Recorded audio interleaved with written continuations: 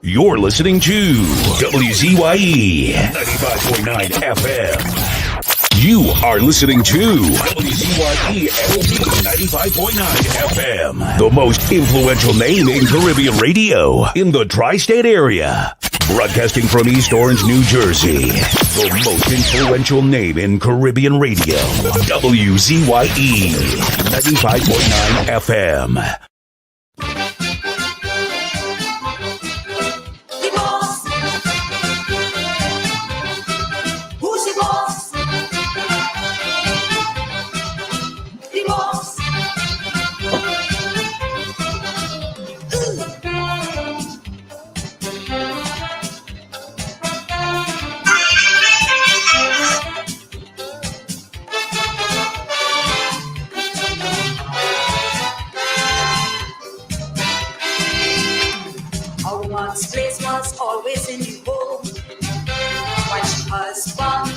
Outside and roam. Since the beginning of time, we standing in line, taking we grind, following behind. Now we woman have changed because we talk remorse. Woman is boss. When it comes to caring, sharing and achieving, woman is boss.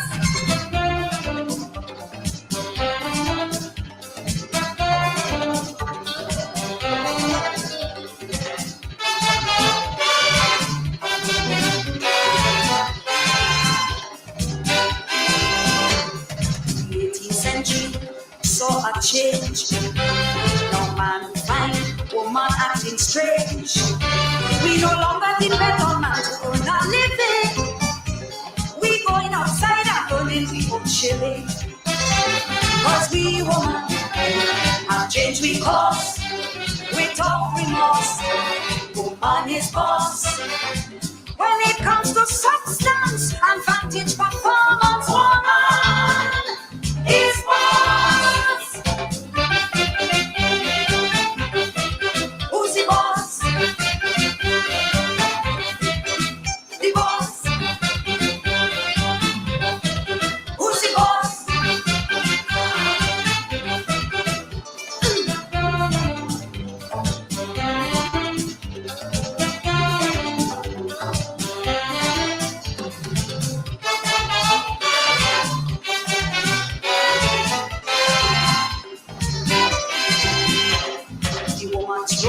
We know as a miracle maker, wife, mother, teacher, etc.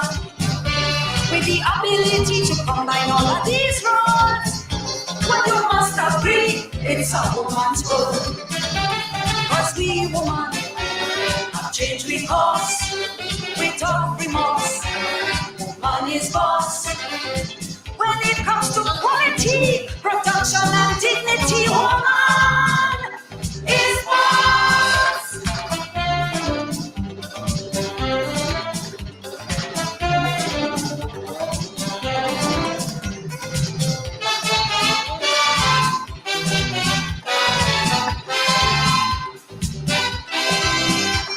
The sky is the limit where we are concerned. Woman is wrong, we come out to burn. Love and respect is all that we earn. You'll be amazed what we could give in return. Now we woman have changed because we talk remorse. Woman is boss. Talk about enduring, don't forget childbearing. Woman is boss.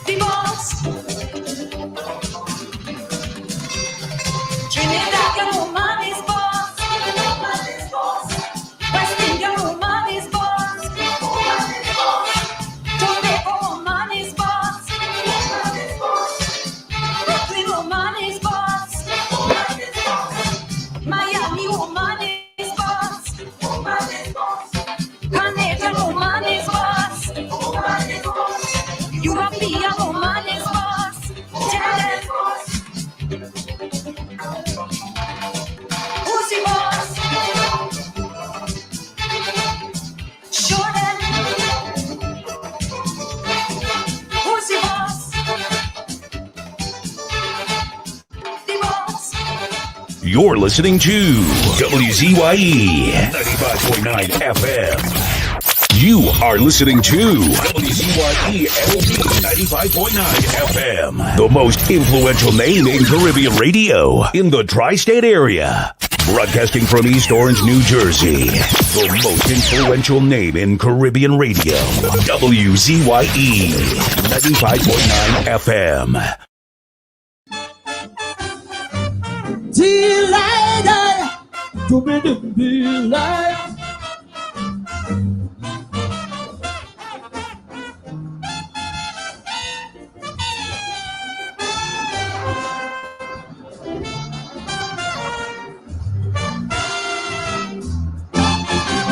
You want to help to mind your family.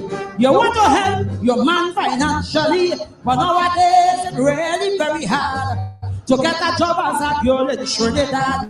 You're looking now to find something to do. You meet a boss man who promise to help you. But when the man lay down the condition, it's nothing else but humiliation. They want to see your whole anatomy.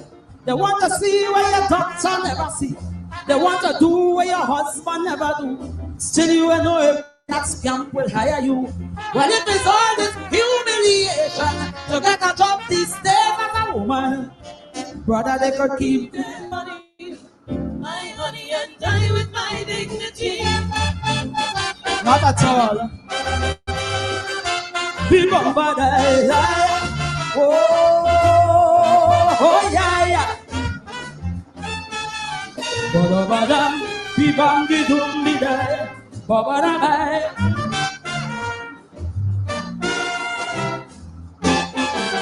Some of them don't pack up already, yet they sit down, waiting like Mappy P, using the power of the cash on position, waiting to abuse and exploit every woman. To get the work you want to go to bed with him, because he's still the second wife and deputy. And as the next woman come on the line, he start to tell you you ain't good, you can't whine. They want to see you in some fancy pose. Want to see how you look without your clothes. They want you cock up like a bloody acrobat. The wife I thought they can't she to do that. So before I had to lick down somebody, or cause I let the police come for me, tell them they could keep their money, I will keep my money and die with my dignity. I'm born with it.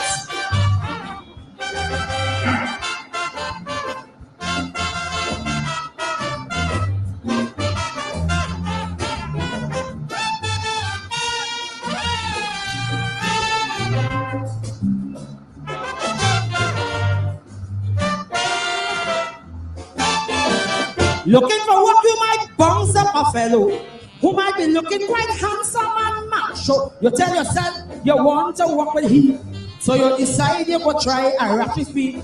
But when you're done, it's then you get to know he wife leave him and gone long time ago. With all the cash he have, he's a failure. The man ain't nothing but a blinking sukuya.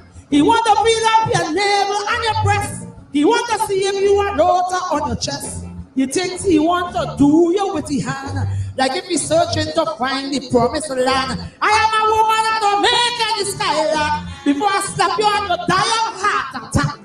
Glasses, keep your money. Keep my money and die with my dignity.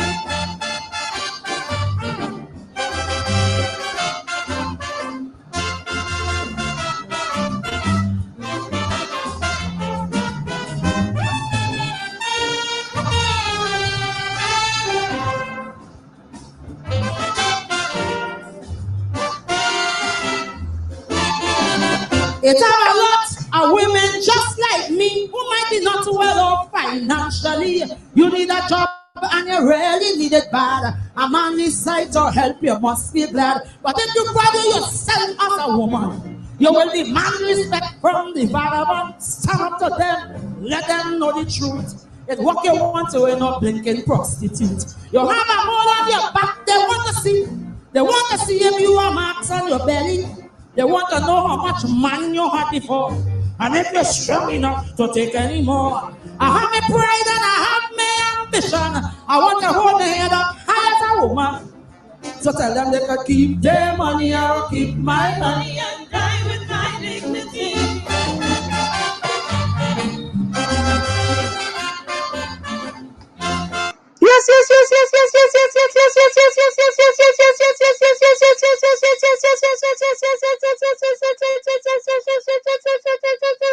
Let me say a special hello to all the WZYE 95.9 FM listeners. Of course, ladies and gentlemen, on this fantabulous, splendiferous, marvelous, tremendiferous, spectacular, happy Women's Day, welcome to In the Village with the DAG Triplets on WZYE 95.9 FM. We do it like no other radio station on the planet. Let me bring in 1/3 of the DAG Triplets, no other than Diana, Wave Me, Stormy, Benskin, Donald Boy. Yes, I could die with my dignity. I've been holding on to my dignity for long. And I ain't trying to do no acrobat, and ain't nobody trying to find no promised land on me. Wait now, but I ain't played the song for that, and I played the song because it's International Women's Day. Long time Diana was holding on to she dignity. You could keep your honey and your money, eh?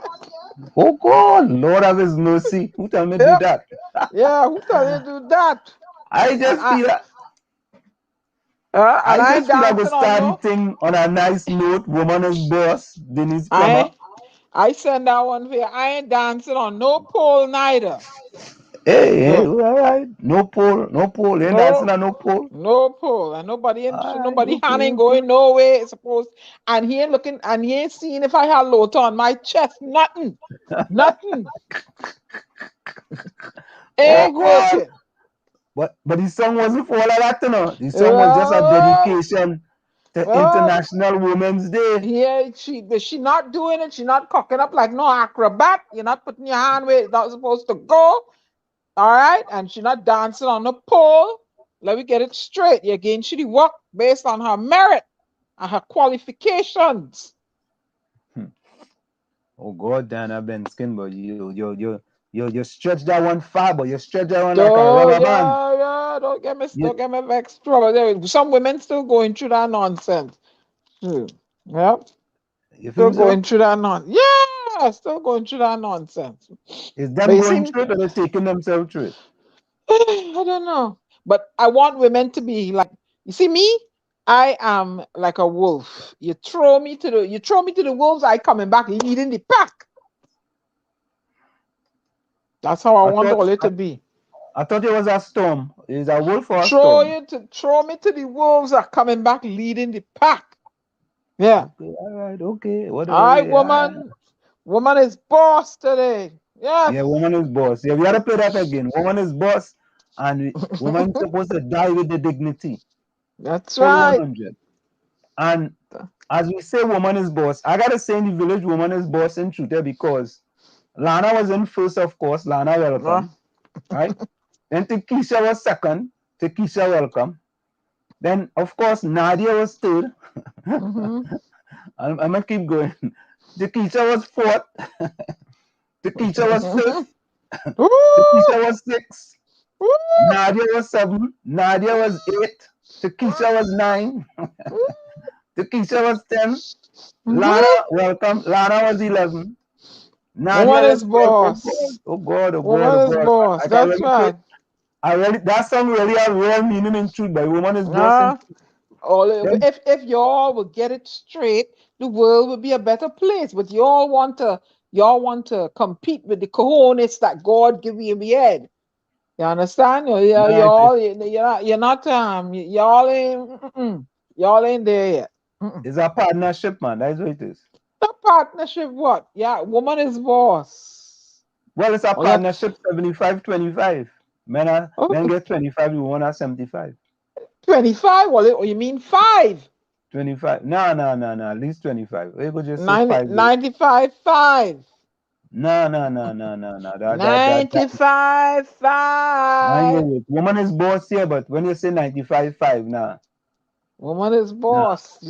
You see, we just juggle, we develop before y'all, we mature, we have a built-in GPS and a radar that you all don't understand because, when a woman has children and they're not in her sight, right away, just what a child doing?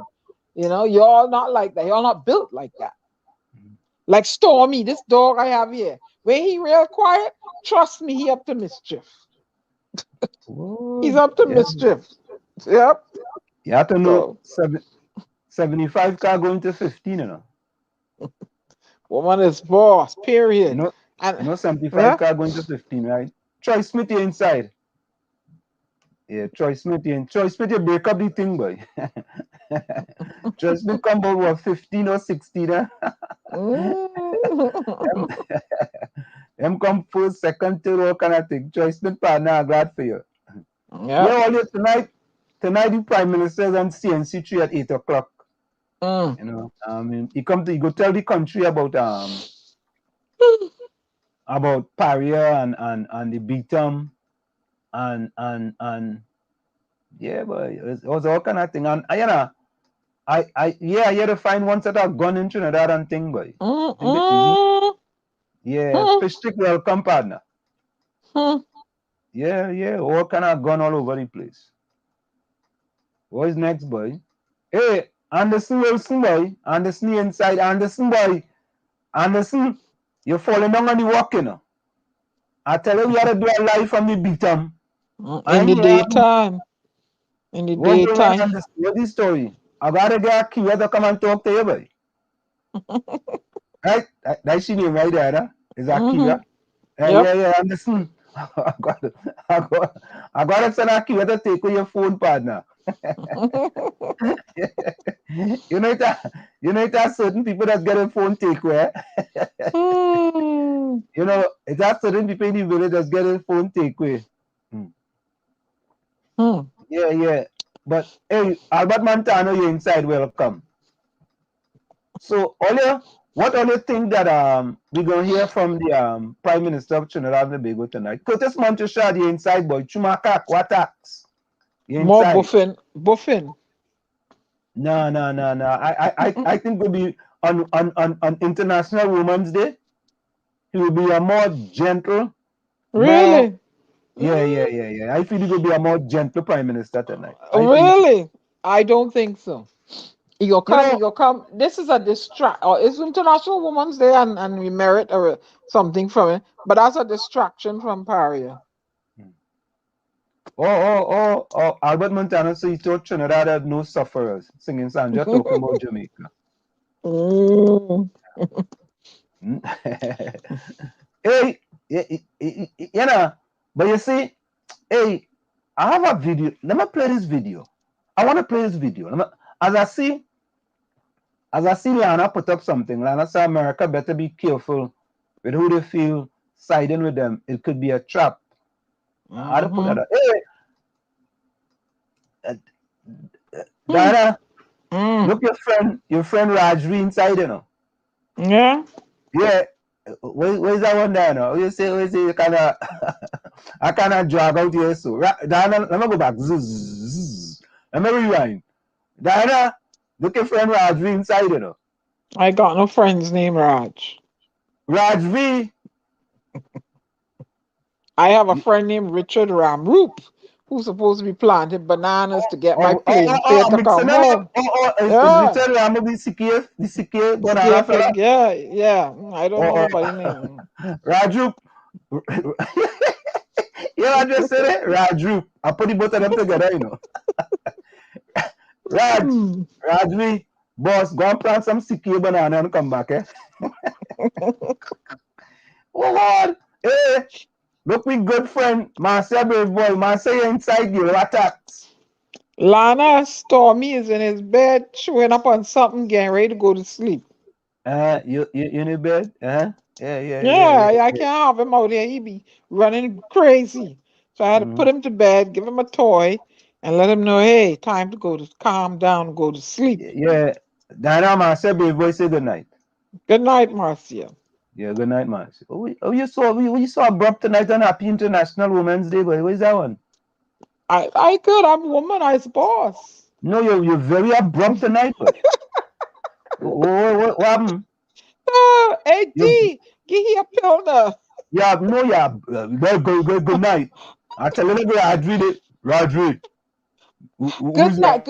Good night, Marcia, brave boy. How are you doing? That's the thing, sir. Listen here. Miss Cuba, you inside there. Miss Cuba, since your name is Miss Cuba, I wonder if that was Mr. Cuba too. That was Mr. Cuba? Oh. No, she's Miss Cuba. That was Mr. Cuba too. Right? Diana, you know the place where they sell French fries called Five Guys? No. No, you don't know Five Guys? It's a place here, a I know. franchise. I know they sell pizza Them they sell pizza? in the Bronx. Yeah, when I Five Guys? buy. Yeah. But you know that they changed the name, you know, Why? to Four Guys. Why? One of the guys died. Oh, okay. No They Five don't Guys have. anymore. They don't have to. Of course they have to. No, if he's one of the founding members, they don't have to. No, yeah. They gotta call them Five Guys. Stephen Yeah. Rennie, welcome you inside. Okay, let me see what Raji say. Oh Lord. Ukraine agreed to not go after NATO membership. That will end the war. But the West don't want the war ended. All right. Hello, Stephen Rennie. Yeah. This war here, I read somewhere, credible news source. I don't follow the stupid gram, right? I read where South Korea shoot at something that was in their waters from North Korea. Had no business being there, so they let go a warning thing at them. I read, and I read somewhere where Putin says he wants to nuke the world. No. You just talking that, man. I heard it on one of them ABC or one of them. He said he want to nuke the world. You feel like it's real? I want you all to listen to something here, right? And I have a next one to play after this one too, because we have to understand what is really going on, eh? Listen to this one, right? And I have a next one to play. Here we go. Let me listen to this one here. Sean, I've been saying this, that today the West is trying to chastise the world's largest democracy, India, and sermonizing that this is the stand India should take and that is the stand India should take. And I'd like to tell you, we have taken a stand. We are not going to fight a battle with Russia. That is a Western creation. This is a creation of the West. We are abstaining. We did not cause this war, Sean. We did not cause this war, and we will look out for ourselves. Because don't you for a moment think that we have forgotten history, Sean. I'd like to remind you that the UK and the US moved a joint resolution in the UN Security Council deploring the use of force by India in Goa, Daman and Diu when we were liberating Goa, and it was the USSR at that time that vetoed it. And let me also tell you, I don't forget 1971.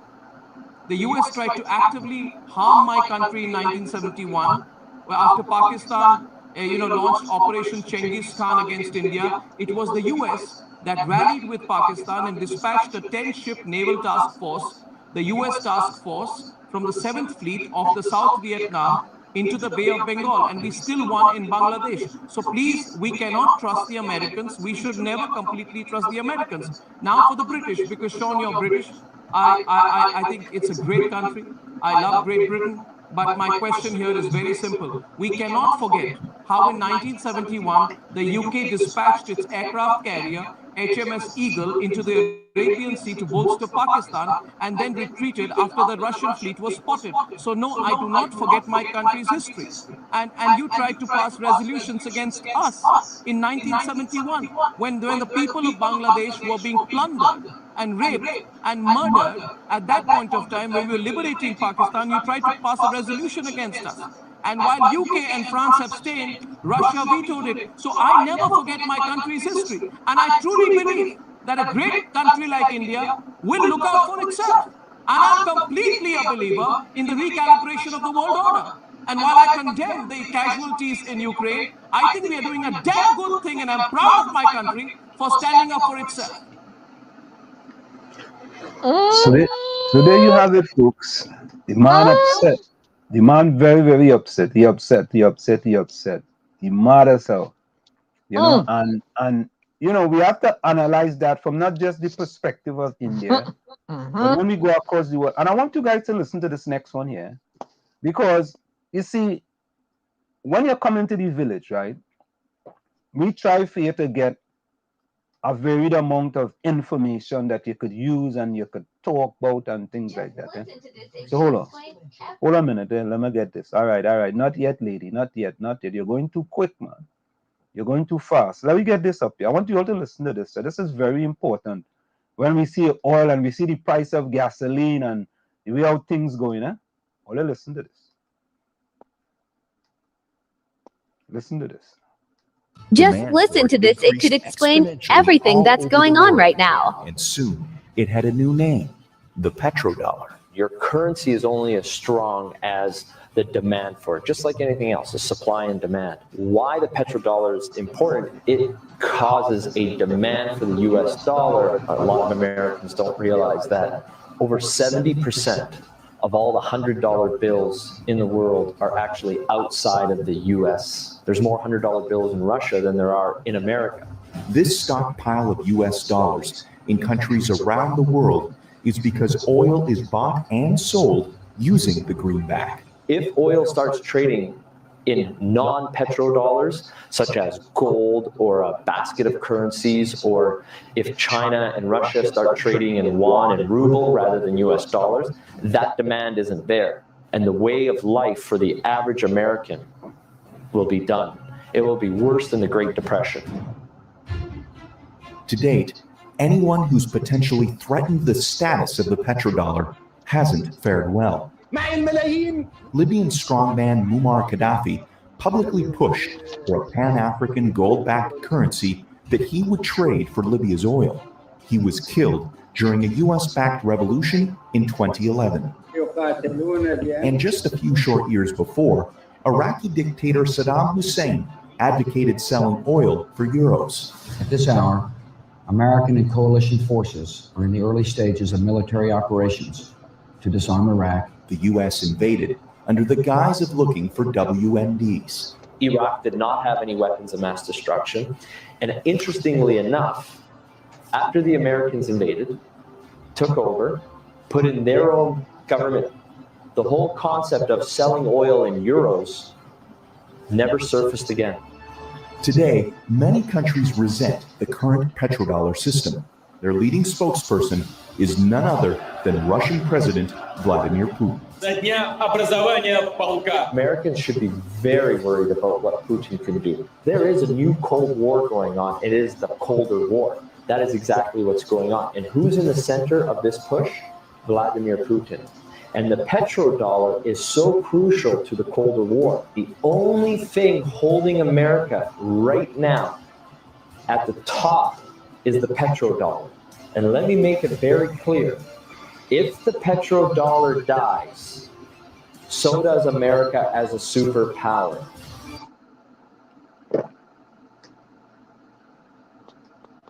Still think I'm crazy? Yeah. But what I say, Ansler, man, these oligarchs are so into their money. When you interfere with their bottom line, and listen to what I say, Kevin, they will do whatever it takes to maintain that position as an oligarch. You hear what I'm telling you? They're not going to stand by idly and let things fall. They're not going to do it.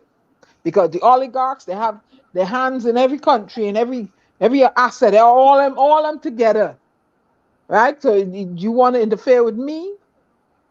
Right? No, they're not going to. They will, and listen to what I said. They will do whatever it takes to hold on to what they have. Once you start hitting them in the pocket, and who's causing them to lose what they have, they're going to look at this person differently. Yeah?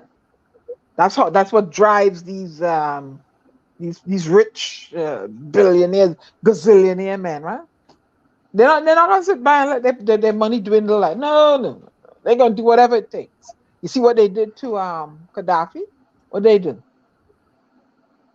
Okay. Well, you see, Diana, you see that SWIFT system, the SWIFT system, that system is a system that could have a drastic effect on Russia and the oligarchs, because your money has to go from one bank to the next bank, and when you transfer money, like if you're doing a wire transfer, if you're not wire transfer to Trinidad, they have to use a SWIFT code. The person have to give you their SWIFT code, and you put that SWIFT code in, and you transfer money between the banks. Well, since Russia, because there is some talk that maybe Russia and China might come up with something new to replace the SWIFT code or something, in addition to the SWIFT code, that they can still do what they have to do without using the SWIFT. A parallel system. But correct. I've worked as a bookkeeper and accountant, and you've had to present numbers. Whenever you interfere, and this is what I've learned, you interfere with the man's money, or you put him in the red, he is not happy. And he will do. What did they do to Saddam? They created this whatever. Eh? What did they do to Gaddafi? What did they do to Noriega, who was perceived as a... Okay. Need I go any further? Yeah. All right. Let me say a special happy International Women's Day to all the young ladies.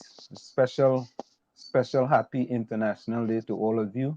And may you all have a fantabulous and splendiferous happy International Women's Day. So again, happy International Women's Day. And by the way, they have an International Men's Day. But what we want a man's day for? No, but I'm just asking if they have an International Man's Day. All their Father's Day, that's enough. Good. So wait, all their Mother's Day too? Hey, woman is boss. So now I'm just asking a question. I'm asking a question. All they have Father's Day. That is enough. You don't want no more. So International Women's Day came out as about and it heals the backdrops of this women's suffrage. Once upon a time we were considered all chattel, and we couldn't vote, and we couldn't own property, and all they did own us, right? Okay, so don't let me go on that road.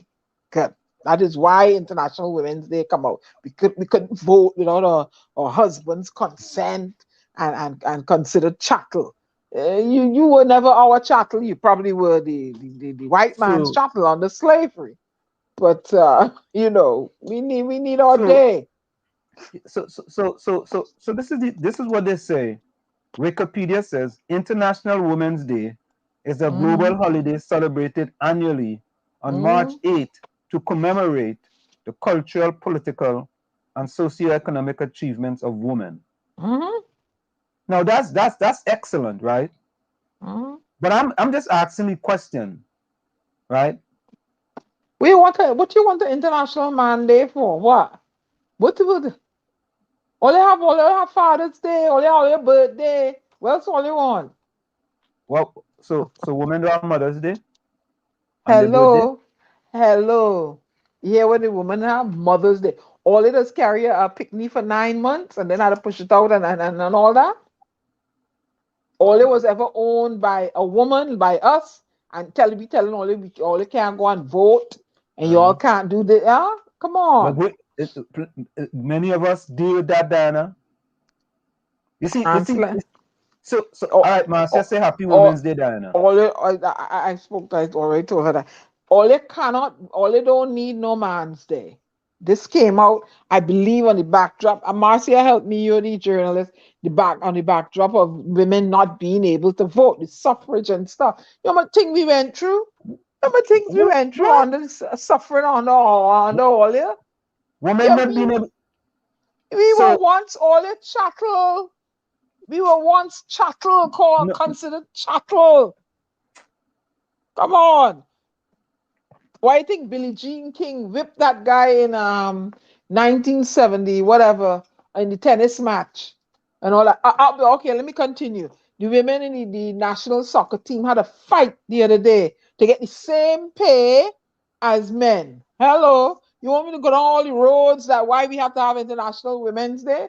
The whole heap of thing, we was always on behind you all. We getting paid 80 cents to the dollar and 50 cents to the dollar and all kind of nonsense for years, Anselm.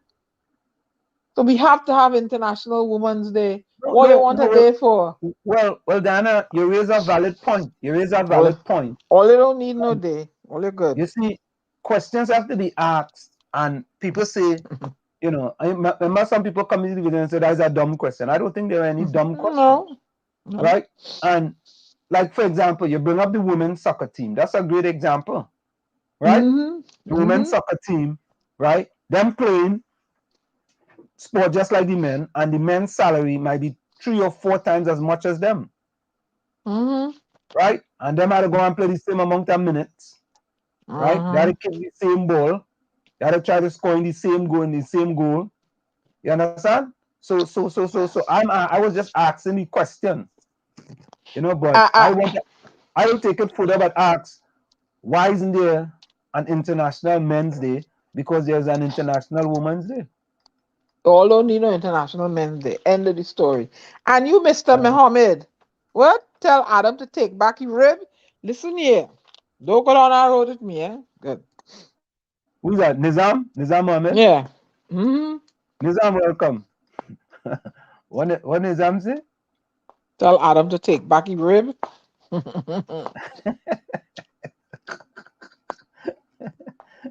Nizam, you're going by yourself, partner? Don't go down that road with me at all. You're going by yourself. Take back his rib. Adam's rib. Adam's rib can't even make my big finger. Watch yourself.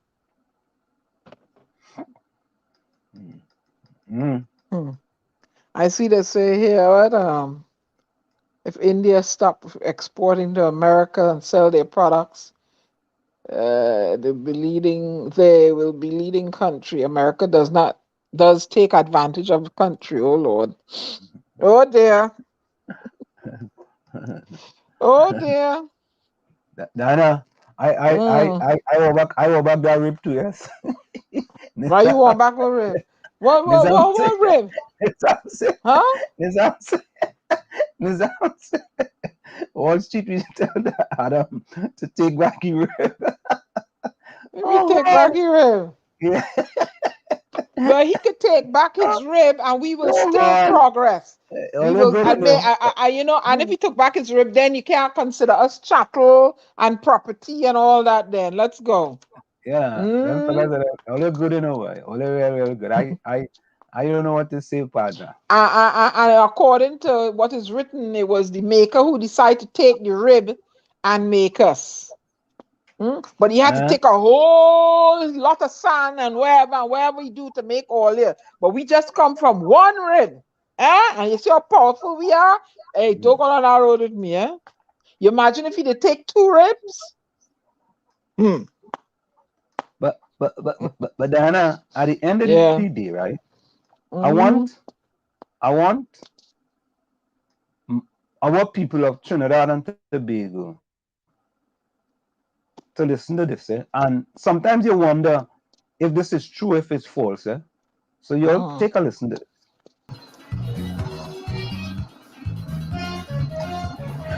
So Diana Benskin, do you really believe we like it so?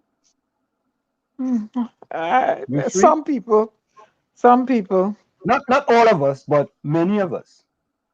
Let me tell you something, right? Look.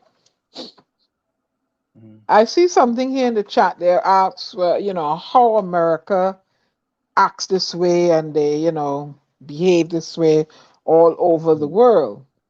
Now, after World War II, right, the United States was the only country to emerge from the war in a strong economic and a military shape. And it was in a unique position to shape the terms of peace. And this also resulted in a global financial system called the Bretton Woods system, aimed at coordinated global economy and preventing another Great Depression. So if Putin wants to go and cause all this destruction, and you see what the world is putting sanctions on him, how do you think he's going to emerge after he throws his tantrum and he bombs here and he blows up here and what is he gaining by blowing up homes and killing people and threatening to, and here his words, everybody seems to be concerned why America this, why America that. Putin has said, he wants to nuke the world. That means everybody in it. That is who you need to be. And these oligarchs are not going to sit down and let that madman do what it is he wants to do. They're not going to allow it. I'm telling you, they're not going to allow it. However they have to, they will intervene. Right? Now imagine if we had Donald Trump at the helm here in the White House. Pressure for the rest of the world. It would be pressure. So Diana, why did America invade Grenada? I ever thought because of the help for the what you call it, the airport, they felt threatened. I don't know. Okay. You know. So why you think Russia invaded Ukraine? I believe I'm listening to everybody, right? And it seems to be to me, Putin is acting, he wants to make back the USSR. All those little Soviet, how it was before, that is what he wants to do. That, in my opinion, I might be wrong. So he wants back the USSR. What's the difference between Russia trying to protect its borders, which is Ukraine, and America trying to protect its allies in invading Grenada? What's the difference? That's a good question, Anthony. Okay. But you see, but when they invaded Grenada, Grenada wasn't because Russia. Who built the airport in Grenada? Cuba was building the airport. Cuba. Okay. Yeah. And you invade a country because a communist country building an airport, and you invade that country. You know why? To say that Grenadian American students doing medicine in Grenada was in jeopardy. What is Grenada? What does Grenada had that could put anybody in jeopardy? Any American student in jeopardy? I have no idea. Right? It was a little too close for comfort to see that a communist country and Cuba is tied to Russia, so America had to do what they had to do. So how is any different from what Putin doing? And I'm not a supporter of Putin, but we have to look at the big picture. What is different from what Putin is doing that America have done? America have done that in many different places, but what is the difference? So we have world powers, of course. Well, we have these world powers, right, who are protecting their borders, right? Because you don't want America and United Kingdom and Canada and them, to have troops sitting in Ukraine, right? So they could deal with Russia whenever they want to. So Putin, the chess player that he is, he decided to make a chess move as a chess player. Yeah. There's things. Well, Anselm, his chess move is going to upset the already fragile state the world is in coming out of COVID. And as they said, this historic. But Diana, he don't care about that. All he cares about is protecting Russia and its borders from who we consider to be the enemy. Oh, and where is that going to lead us?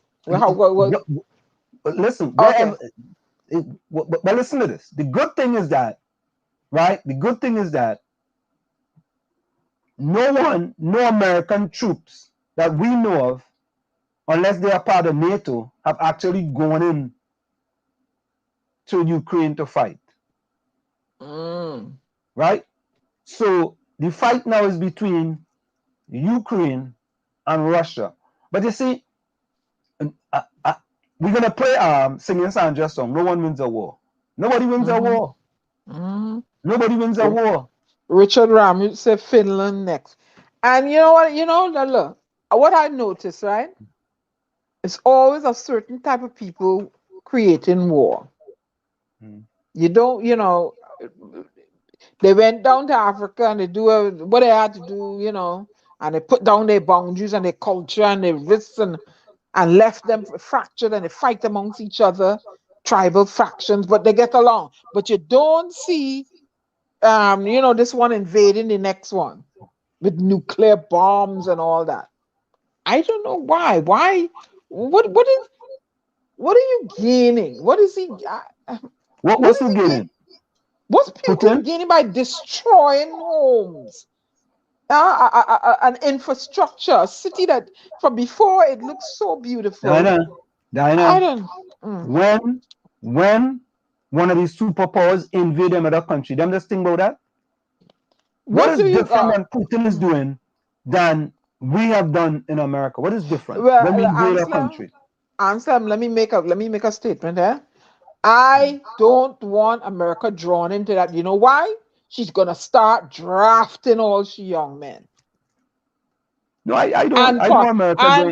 Thank you, and possibly women. No, I don't want. I don't want America they ain't gonna want we over the hill. But you see, the young men and women, they may possibly start to draft them. Okay, so I don't even want to entertain that thought. I just don't want America, and Canada is not gonna sit by and let it happen. And so Canada is going to be drawn in because Canada has always been a close ally of America. They're considered North America. But Diana, the Americans invaded Iraq for weapons of mass destruction. That was none.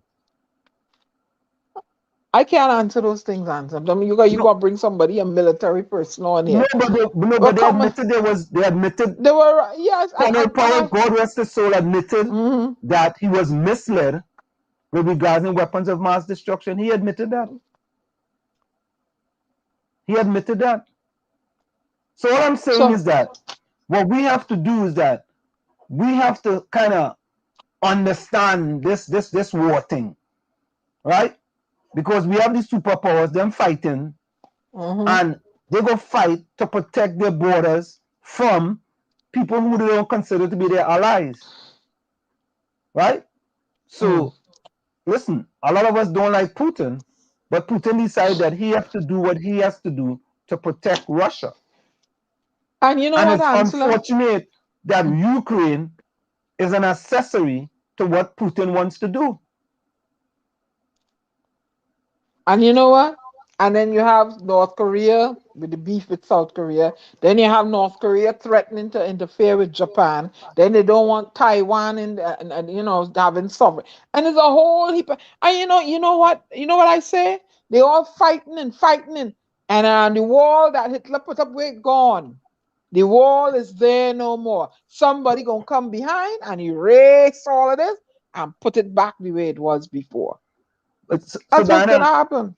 You think China will allow Russia to come and deal with Taiwan? Russia to come and set up in Taiwan? If they're in cahoots. You think China will allow that? If they're in cahoots. If who in cahoots? If the both of them in cahoots. China and Russia? No. No, I don't think China will allow that to happen. So what do you think? Suppose China and Russia fall out now, what happens? Die the business. We, leave them, let them battle it out. They're right next door to one another. Fix all the wagon, fix all the thing all yourself. But they're gonna do and this. And I am so petrified of this man that he has access to these deadly nuclear. I don't know how y'all sitting down quiet and calm, and fighting amongst each other. And this man here have something that can wipe Trinidad off the map. He's listen, crazy, man. I'm not gonna read Richard Ramout's statement, but I have it up on the screen. I don't know about that. I'm not gonna read it because they could censor you for that statement, right? But I know about that. You understand? I don't know. I don't know about that, Richard. I don't know about that. I don't know. I'm just saying I don't know.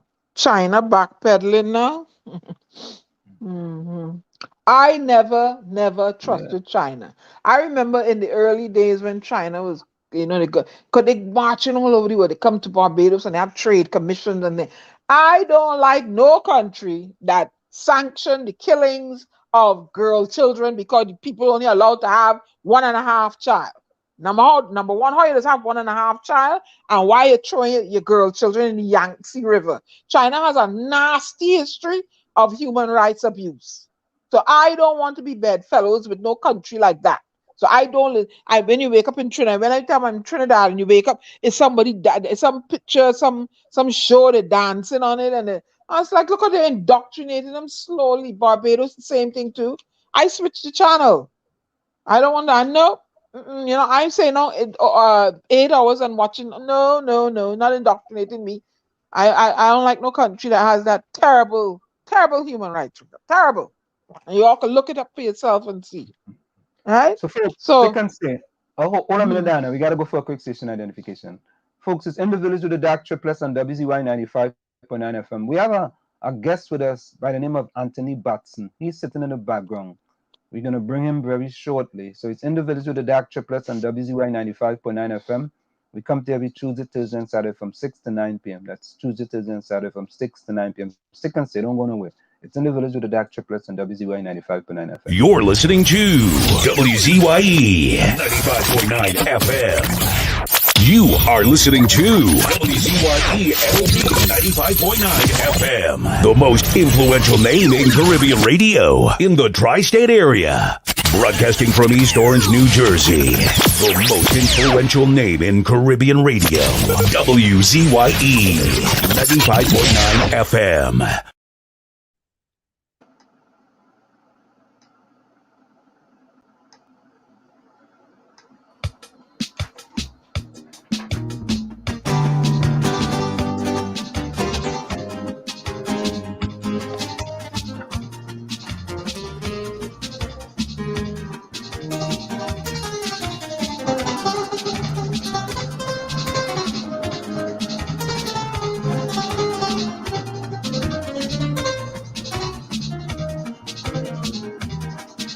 Sometimes I just get angry when I see somebody watch an ex-man achievement and declare that was easy.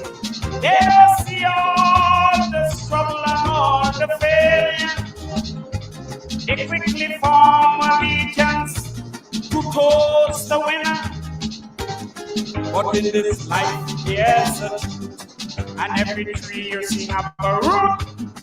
And it's from way below the surface to bring up your food. Now Thomas Edison, the light bulb inventor, this 2,000 times he failed before the bulb could light.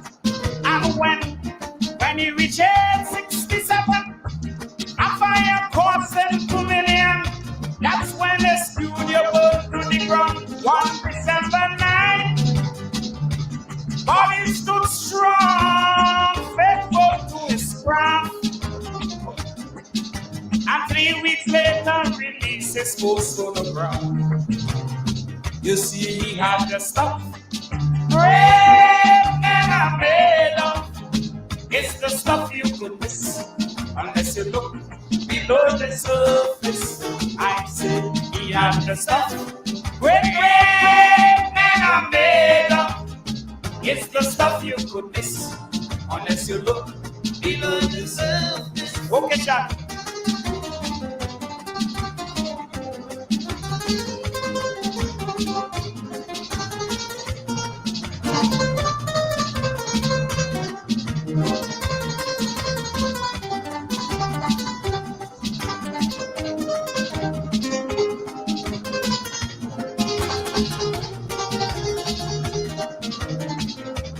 They say that pressure, it does make diamonds out of rock. And it's the same with the human character. When our dreams are dumbstruck in a jail, 2 men looking out through the same bars. One will fail, cause he see mud while the other sees stars. You see why pressure handles the beat. It's strength so good as we see. It's the barometer that measures the strong. Because Martin Luther and South Africa Nelson Mandela, The darkness in their jails and putting in their lives. And civil rights advocacies only fuel more energies. For the more injustice rages, the more they fight. And for 27 years, Nelson Mandela suffered. And from jail became president of South Africa. You see, medicine had a stuff that great men are made of. It's the stuff you could miss unless you look below the surface. Potential, I say he had the stuff that great men are made of. It's the stuff you could miss unless you look below the surface. This is Caribbean Vibes.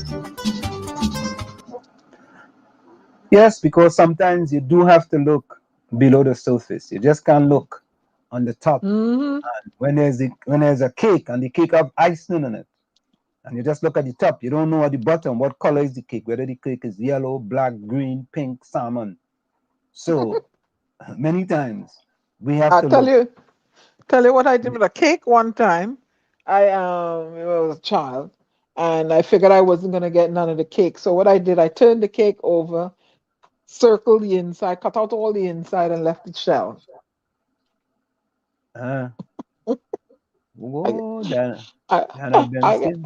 me and my dogs had a ball. That's so true. Anselm, Putin don't care about anything but getting back his crown. Nope. And what it is, people are not paying attention. Now, I have a cousin who, is into this thing, and he encouraged me to start I cleared out one of my closets, and I start packing things in my pantry, like, canned goods, every can, extra rice, because when you go in the supermarkets, you don't find things, the shelves looking kind of bare. Shelves just look kind of bare. You go to Walmart. Walmart is this big chain supply conglomerate, right? So then you go to Walmart, and Walmart look kind of empty. No, that's because of the supply chain, though. Yeah, so that's what I'm saying.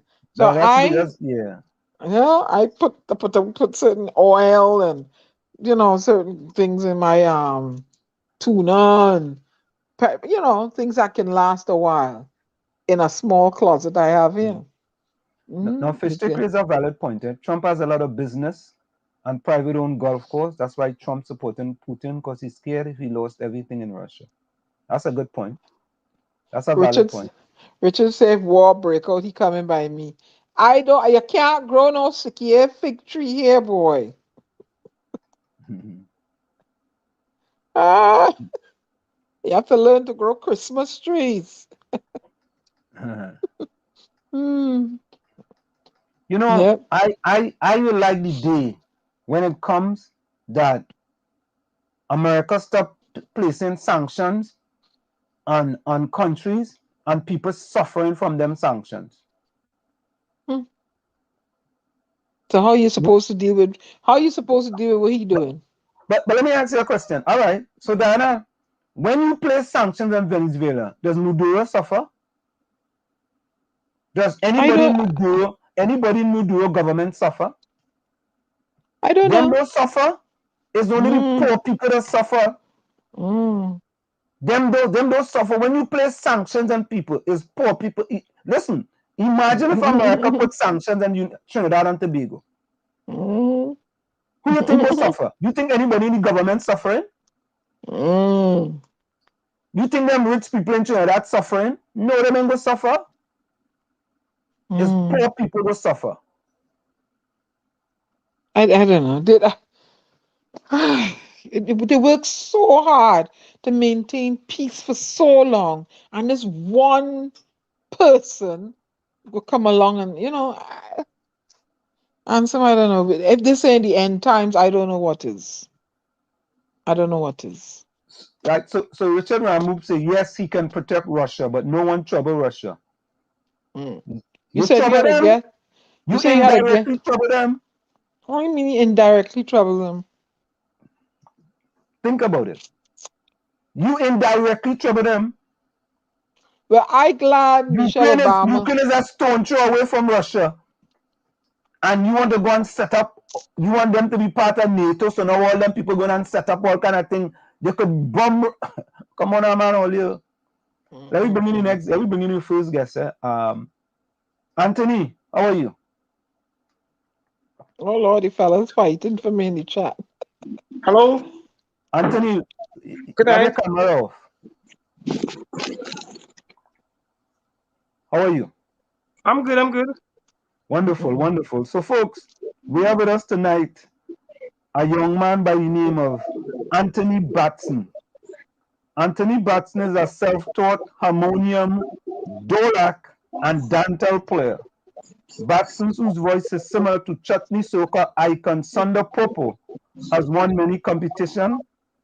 And for the first time in 2020, he was among the chutney soca finalists. Anthony, welcome to In the Village, the DAG Triplets on WZYE 95.9 FM. How are you?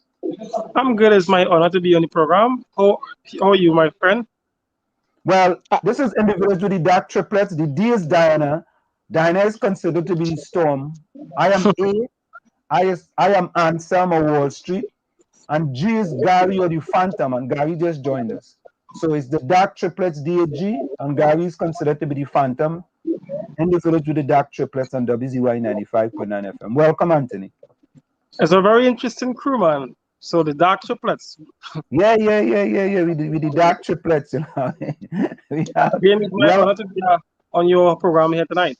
Yeah, we have a person who's a so-called Bajan Trinidadian. Hey, watch it. Bajan. Watch I it. was listening to her. I was listening to her a while ago. Yeah. She's a kind of mix-up. She's a mix-up something, you know what I mean? I am a born Trinidadian. My mother and father is two Bajan, and I'm raised in Barbados and Trinidad. So let Anselm put that in his pipe and smoke it. But I say he's past Bajan, and say he's just actually he's a partial Bajan. No. I am 100% Bajan. I just hatched in Trinidad. No, you can't be 100% Bajan. My mother and father is Bajan. All right. In America, it is called Greek American and Italian American. So I was a Bajan Trini. Watch yourself. So Anthony, tell us a little bit about yourself. How did you start? I mean, people are saying that you have a voice like Sunda Popo. How did you get started with this chutney, soca chutney? How did you get started? Well, this is something I always wanted to do ever since I was a child, like around 3-4 years. I always liked that particular genre of music. We would say home here in Trinidad, we wouldn't say chutney, we would be like, long time we say Indian music. I guess you remember that. That I love Indian music. We love Indian music. So back then I used this is where my heart had always been. So it was a bit strange. It was always unusual, but it's what I wanted to do. So I followed my dreams, even though my friends and my family at certain times would have been like, "Hey, you're wasting your time, boy," or "You're making any sense," or they thought, well, maybe it wouldn't have any good outcome out of it. I knew what I wanted to do and what I wanted to be, and I decided since primary school days I would push and any opportunity I get to be around the music or any DJ or anybody playing, I want to be there. At times I used to get licks because I leave home and go to my neighbor. I had a neighbor that was a mic man, the mic man with the mic at the car. Yeah. I used to go online, my neighbor just to go and record these songs because I had a Walkman. And I guess you all know what is a Walkman too. I used to go to my Walkman and record. I used to go and record all these songs like Suhani Raat Tal Chuki. All those old songs I go and recording. Coming back home and listening to it when all the kids around my age was listening to different tunes, I would listen to all these old Indian songs. But it was strange, but that's what I had love as a kid. In primary school now, I was in a slow class, and that was in 2003.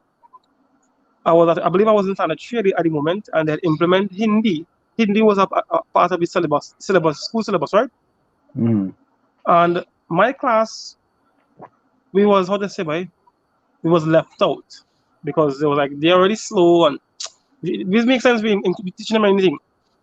There was a Diwali program as well, and they was like, you know what, we're gonna leave them out. And I went to the teacher and I lobbied for the class. I said, Miss, I said, how could you teach the entire school a song? The entire school you teaching something and you leave out my class. I want to sing too. She was like, she said, but the principal told me that you will not making any sense. Don't bother. So I promised, I begged, I said, Miss, please. Her name is Pamela Kanai.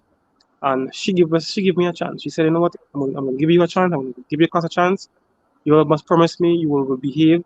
I said yes, we would, and the rest is history. From that one song we learned, I've never stopped learning from up till this day. No, is it hard to sing in a different language, so to speak? You know what I'm saying? For me, no, it's not. It's just singing in English. But you had to kind of learn it and sing it at the same time, right? Well, because I mean it's so long and become natural, but it was never really difficult enough. I guess once you it's come like driving. You know what? The first time you ever learn to ride a bicycle, it might seem difficult, but once you get in it, you do wheelie and free hand and stuff. It's just as like driving a bicycle or riding a bicycle. Once you get into it, is there something special you have to do with respect to the voice? Oh no. There are certain tones you should sing in, and once you maintain scales, well, I guess you would know what the scale and stuff. Once you maintain the scale of the song, you should be in a gear. Like, give me an example now. Give me an example. Well, if I was to sing a song on the scale of E, I would know the scale would be like Hari Sundarananda Mukunda Hari Narayana Hari Om Hari Keshav Hari Govinda Hari Narayana Hari Om Hari Sundar. So I maintain a scale of E. If I was to go higher, Hari Sundarananda Mukunda Hari Narayana Hari Om. So the octave change. So let me say, if we put you out of the picture, right, and we put you behind your avatar, people will think it's you, right? Right? Yeah, I know. I remember when I started to sing in public, a lot of time they would have had the band stop the music and be like, let him sing alone. We don't want to hear any band because we believe he's lip singing. They think he was lip syncing like them. Yeah. Oh Lord. Milli Vanilli. Melina Valini, right? Great story. Yeah, I find it very interesting though. I remember growing up and I grew up in Trinidad. I went to a lot of Indian weddings. I used to love, I still do the food and the music and the festive. A whole week they partying, you know. But I never learned Indian songs. I learned like the first line of one, and I don't even want to sing it. Right, but what they say is Pulo Kataro ka sapna binna hai. Pulo Kataro ka sapna kehna hai. Yeah. That's a Bollywood song. Yeah. That was the only one I really used to enjoy listening to. You know? Hey, you got it. I pronounced the words right. Yeah. You did. Congrats. Thank you. So Anthony, do you write your own songs or you have a songwriter? No, I do write my own songs. Wow. That's interesting, man. Yeah. So how do you come up with the idea that you have to look at certain things or you see what's going on in the world or how do you come up with ideas for a song? Well, for me, I love storytelling. I love calypso music too, so I love to listen to guys like the Bama and stuff. Bama is one of my favorite artists, and I think he tells a great story. So I incorporated it in my songs. I love, for example, I did a song entitled Sally, and I followed up with Mr. Bihari. So most of my songs are in English. I did one full Hindi song as well, but I like to create stories. Nothing that happened in real life. I'm not one of the artists who would write based on real life. I would write based on illusion and delusion. So give me two sentences from Sally. Two sentences from Sally. The first time I met her was deep in the country. The way how she whining, it sent me basodi. So I went up to Sally and said, darling, where you from? She said, don't worry, lover, I come from Princestown. That's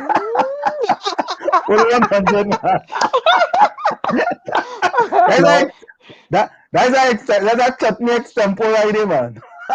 Now, I did a follow-up to Sally by the name of Mr. Bihari, right? This is the Bihari.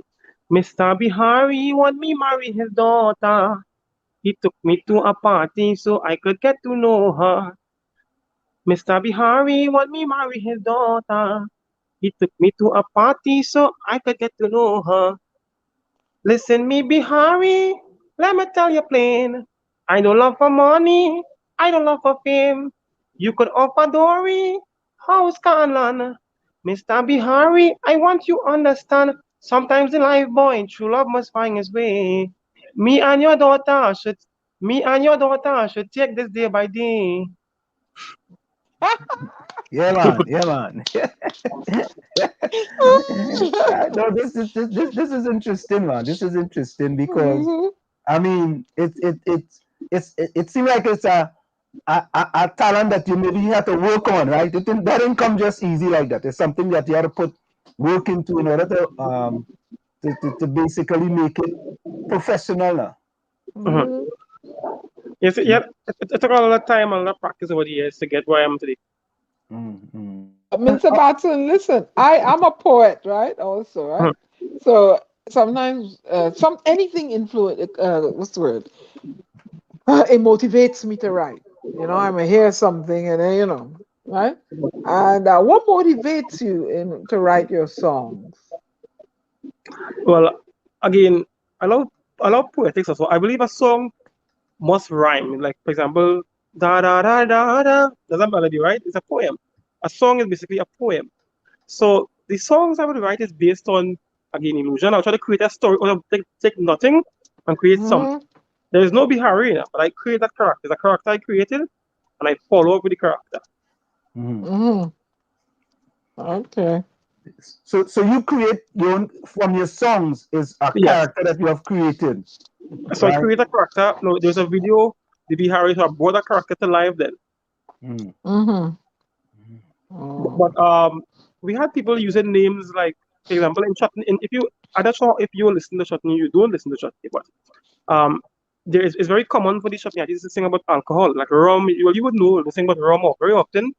Everything is rum, or you normally hear we singing about some woman leave them and gone and they get home and stuff. I think that topic is it's been used too often then. And there are so many other topics that we can sing on. So I decided, you know what, I won't be singing about the rum and horn. I will try and create new stories, create new storyline and make it much more interesting. So what do you think Kuchi Gun Ban Hey? That's Chutney too? That's Kanchan and Babla. That's not Chutney? It mix. Oh, okay. Kuchi Gun Ban Hey. You know that answer? Yeah. I remember that. Who sang that again? Who sang that? That's the old song from I think in the 80s or 90s. And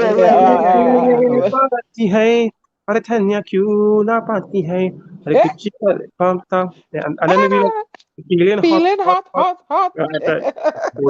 Ole. Right. So do you get to do a lot of performances? Yes, I do. Every weekend I travel a lot. I'm leaving to go to New York on the 2nd of April. Before COVID, I traveled to US almost 12-15 times for the year. Canada, I have a huge fan base in Canada as well. Guyana, so I'm traveling. Thank God. The people seems to like me and they hire me a lot. Interesting, man. So when you do your performance, you have dancers and things too, or you? Not all the time. The type of songs I sing, I automatically have dancers coming. The audience will be dancers. Okay. Good night, Carice. So listen, right, Anthony. How does your family take to what you are doing? Because you are doing a different genre than what people that look like you and I normally do. How does your family take to that? What you are doing? Well, they are very proud today. They are happy. At first, not, I must be honest, at first, not everyone had seen the light as I did, but today they are all into it. They are happy, very supportive, and anytime I call upon them, they're always there. They're always there, supportive. Well, I guess that's the most important thing. You know, when you see something and you go after it, I'm sure that's what happened to you. You see something, you figure that you had a talent in something, and you decide, okay, Now, nobody's not going for it. I took part in the International Junior Soccer Monarch in 2011 and 2011 and 2012. That's the International Junior Soccer Monarch. I came second, the only person to come second 2 years in a row. And I was approached by the head of Tuco back then. The head of Tuco had given me opportunity to sing soca as well. He said, Anthony, I love your talent. I believe you can branch across into the soca world, and I will manage you and give you a big push. You know this? You know Nyla Blackman? Yep. Nyla Blackman had performed with me in that program. I can't remember what she had placed, but she was one of the guys one of the individuals that the head of Tuco back then had handpicked to help promote and push. But he didn't really want to push me in the chutney industry. He wanted to push me in the soca side. And my heart was always in chutney. So I was like, that is offer. I respect that deal and so on, but I'm sticking. I'm doing what I want to do. I'm being me. Yeah. Because when you do something you enjoy, it's not work. You know what I mean? You could do that all day, 24 hours a day, 7 days a week. Yep, it's fun. It's fun for me. And you like my favorite Calypsonian too, the bomber. My Oh, great grandmother, Miss Rubble. Teach me proverbs and put me in trouble. She say, how you make your bed, so you lie, right? Never miss the water till well run dry. My great grandmother then said to me, Mama, darling, good things in life don't come for free. Pam, pam, pam. I remember, I don't know if it's part of that song. He see a rope and he just pulling the rope, and at the end of the rope was a big bird. Yeah. Very interesting. There was a verse he spoke about. He said that all that happened in the darkness must come to light. Correct. Yeah. All the proverbs. So his wife was in the room with another man, and so he put on the light to see what's going on with the wife in the night. And the both of them still stick up the light on one, so after now he see if he get hot. Yeah, man, a boss fella. Boss fella, So how were you dealing with the pandemic for 2 years? You really couldn't do much performance, and how did you deal with that? Well, honestly, I'm a hustler. I always say I'm a hustler.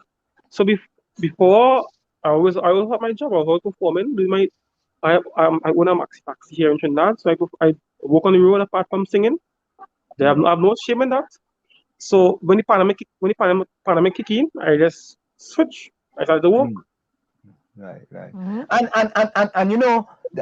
like that because I want to give you a quick story of me. So I worked on Wall Street for 23 years, right? But I was a person, I always like selling t-shirts. I had my own t-shirt business, and one time I was in Trinidad and Maracas Beach selling t-shirts because I like to do that. One of my partners see me and he was like, Anslim, what are you doing selling t-shirts? I say, what are you doing selling t-shirts? I say, I'm making money. You know what I mean? I work for a vacation, right? I could make money and I could spend more money. I could spend and buy more things, but I enjoy doing that. That was fun for me. So he was kind of surprised that because I was working on Wall Street, I was selling t-shirts. He felt that was too little for me. No. What happened?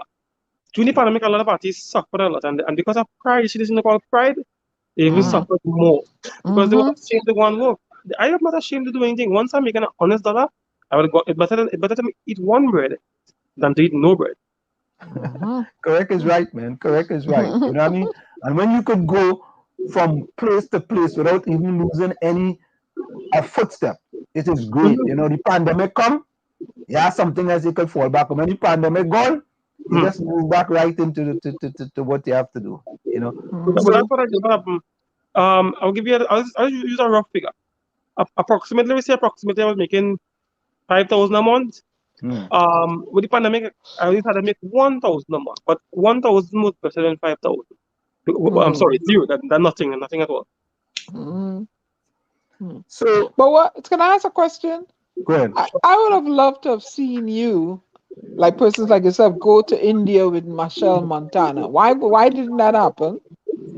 Well, I was once given an opportunity to go and study in India on a scholarship, and I had rejected the opportunity. Wow. I wasn't interested back then because what I could learn in Trinidad, the same thing I could learn in India. You could bring India to Trinidad. So I didn't have interest of going to study in India because of the conditions and so on. But I don't mind visiting India for performance. But the opportunity that was given to me back then was to go and study on a 3-year scholarship. And I really didn't want to do it. But wait now, I thought you say you was in a slow class. I didn't know that slow classes in Trinidad. Yes, back then they used to categorize children as slow and we use the word donkey head. Right. I was only donkey head one. Oh no! I was kidding, of course, but Yeah. Do you understand? I wasn't hard, but I had moved so many times, so many different primary schools. I was in about 5 different primary schools, so it was hard to settle in. So every time I leave and I go back to school, the first thing they would do is put me in a slower class because I didn't stay long in a school, so I didn't have a proper record there. So as a child, sometimes you go through a little struggle that may put you in on unfortunate situations, on unfortunate places. Then, but they do that to children here when they come and they have an accent. They tend to want to put them in the slower class because they feel the English is not up to par. Like you're speaking, the Caribbean dialect. Because, like myself, I wanted to do the GED here, right? Which is the general equivalency diploma, right? The high school diploma. So they thought, because I spoke with an accent, they wanted to put me in remedial English classes and remedial math classes. I was like, hello? And I was about 24 years old when I came in. I said, what remedial English I need? And I said, look, when is the exam? Just give me the book. And I studied and I passed my GED because I didn't go to high school here. So I know that I know that stigma. That you're slow. Yeah, I was very slow, but the place through there. Yeah. And I worked in schools as a para where the children, like from different Caribbean islands, they would put them in this class or this group, tell them they're slow. I said, what do you mean slow? This child here know what's going on. She just speaks with an accent. She's not slow. So I know that stigma. Yeah. So Anthony, how much songs do you normally write a year? In 1 year, how many songs do you normally write in a year? I don't write much. Maybe 2 songs max or 3 songs max. I record 2 songs max. Now the reason why it's so limited because, back in the day you would see Bama or Mikey Sparrow release an entire album. Right. Now to release an entire album is very costly because to record one song is 6,000 TT. It cost me 6,000 TT just to record the song alone. So with the video package and everything, it will reach me about 15,000 TT just for one song. So if I was to do a video for 15 songs or 12 songs, check 15,000 by 15. So what we try to do here now is do 1 or 2 songs for the year, but market those 2 songs very well. Because now there are so many artists now, and that is the next problem. There are so much artists now. So no one have the time to play 15 of Andy Batson songs when they have so many other options too. So you will have a greater challenge in a greater space in just doing 1 or 2 songs max. So you will still get 15. So what about in the media? How are your songs normally played on radio stations? It do play. Some stations mightn't play as much as some, but it gets fair play. Do you have to pay to play? No. I don't pay. There are some artists will pay to get stuff done, but I believe in the free world, and I definitely don't pay anybody to play my music. I am Anthony Batson, not because of radio stations. I'm Anthony Batson because of the people on the ground. They take time to support and they hire me and they support me. Before I was all popular on radio, I was doing my thing on the ground, singing from house to house. That's great, man. Hey, Gary. Yeah, Oh, Gary, I'm listening. Thank yeah, you, brother, for taking Gary, the time to join us. But you listen, come- I got a song for you to go and mash up Kenneth Salick with, all right? You ready Uh-huh. for this? Yeah. Yeah. Hey, hey, hey, hey, hey. I'm no manicu man. I'm just a big belly man. I'm no manicu man. I'm just a big belly man. Gary, Go mess him up. Go mash him up. Gary, the fella from Barbados sing Big Belly Man. How you gonna No. He sing the 4x4 band thing. So I give it. the fella from so I give it Anthony something to go lick him up with. Diana, you remember that fella? Is fella from Barbados or Diana? Diana? Yeah, boy. But listen, man, we deeply appreciate you taking the time to join us here. We really love your music, and it's really an honor to have you here and telling your story and how you got started and things like that. So I appreciate taking the time to really join us and to see what you're doing in Trinidad. What part of Trinidad are you situated, Auntie? I'm located in Cuba, Central. Oh, in Central. Oh, okay. So I heard you're coming up to the US pretty soon. Very soon. I'll be 2nd of April. I'm leaving. I have a couple of shows. I'll be there for Mother's Day. Coming back for summer fest. Oh, okay. And I'll be there in December. So I'll be there pretty often this year. So maybe we our team here might get a chance to say hello to you in person. I don't know if that would be possible. What area are you all based? We're out in New Jersey. Oh, well, I'm coming to New Jersey in April. April. Are you in Jersey in April? Yeah. Which band you linking up? Which band you link up with when you're here? What I will do, I got this guy WhatsApp contacts. I can send him the flyer with the venue, and also we would meet maybe privately as well. I don't know exactly which part because I do haven't these DTCs off my head, but that's all right. So just give us a holler. We get to say hello to you, and we could highlight your event here that and you're on the ground and stuff like that. Go ahead, answer. So, Anthony, were you in this year's Chutney Soca Monarch? No, I didn't enter Chutney Soca Monarch this year. Oh, you didn't enter? Okay. You just didn't decide to enter for any particular reason? Honestly, I like to talk the truth. I don't like to lie. So it's at one time I was really excited about Chutney Soca Monarch, but I'm not excited about it again. So it don't interest me as it used to interest me in the past. And if something doesn't interest me, I wouldn't waste my time and time. I'm happy for the artists that ended and did well, but I have no interest in wanting to win CSM anymore. So that's why I choose not to enter. So what is the goal above Chutney Soca? What is the goal above Chutney Soca? Well, I wouldn't say my goal is basically I achieved everything I want to achieve in music. I want to entertain everyone. I wanted people to know Andy Batson up, and they did. I wanted to travel the world. I traveled the world so much time. So I wouldn't say I'm goalless at the moment, but my main goal was always CSM, to be on the CSM main stage, to make a finals. I did make a finals. There's not much again for me to do. I'm still young. And that's the unfortunate thing. There's not much to do. There's not much for the singer to do apart from winning CSM. Because CSM is like the final battle, but I want to help others, especially the younger ones. I want to help curb the art form, because right now this industry itself is a bit too, how to say, right? It's off track at the moment. When it comes teaching artists, the young artists how to dress, how to cry about themselves, how to speak, it's actually helping them on the writing as well.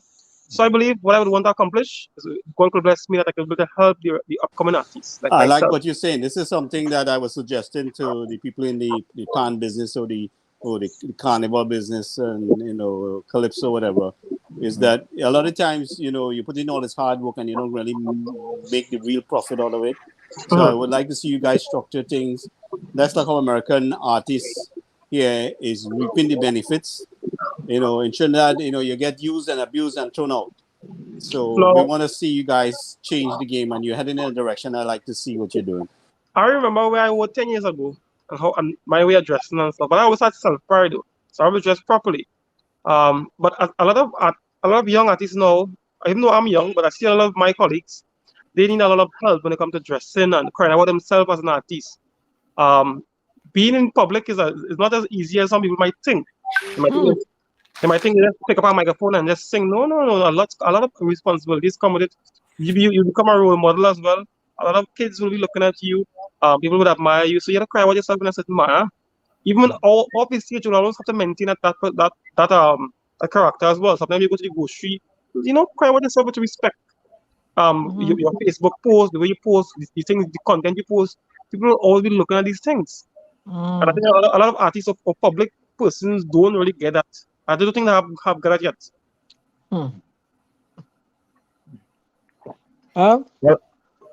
Well, I want to say, Anthony, is give me a verse of give me a next little quick verse there before you're gonna anything. They want Sunda Popo. A Sunda Popo? Give me a verse of a Sunda Popo. You're falling from a plane, girl. You're falling from a bar. Listen to me, darling, and don't fall in love.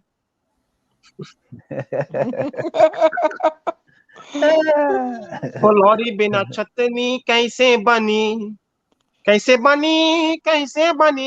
Lordy bina chatani, kaise bani. To Grace Liverpool.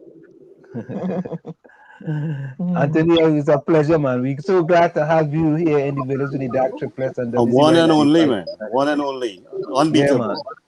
Yeah. Any closing words before you go, Anthony? For including me in your program. I want to thank everyone that take time from their busy schedule to look at us this afternoon. All my supporters, everyone. I ask you all to still be safe, keep yourself safe, and to the Almighty to bless each and every one of us. And I want to thank everyone in general, and it's my great honor again for being here. Thank you all. Much love. Yeah, brother. Thank you for taking time. We want to definitely bring you back. Thanks a lot. I never hear about you till now, so nice to have met you.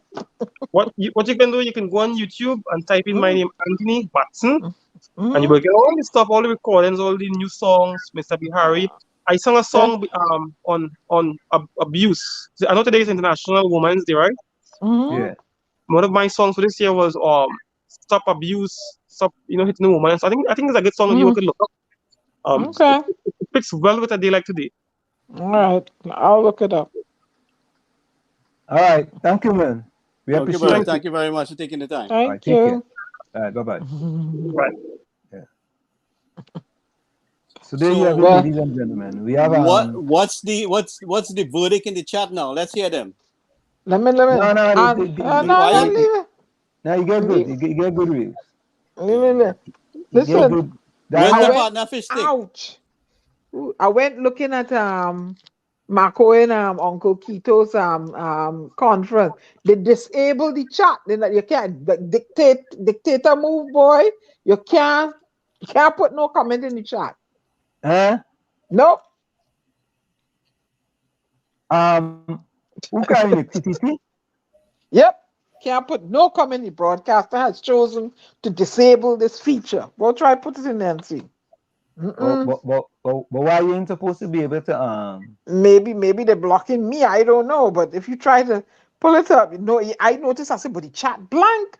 But when I went to put a chat, they said you cannot comment on this post right now. The broadcaster chose to apply this setting.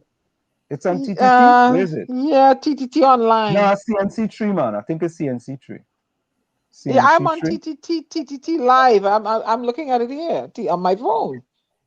It's probably carried by all, but on TTT. TTT, hold on. Let me see if I can get TTT live. Hold on a minute. They're not letting you put anything. Well, I mean. Anyway, why not? But you can post on Channel 5 Tobago.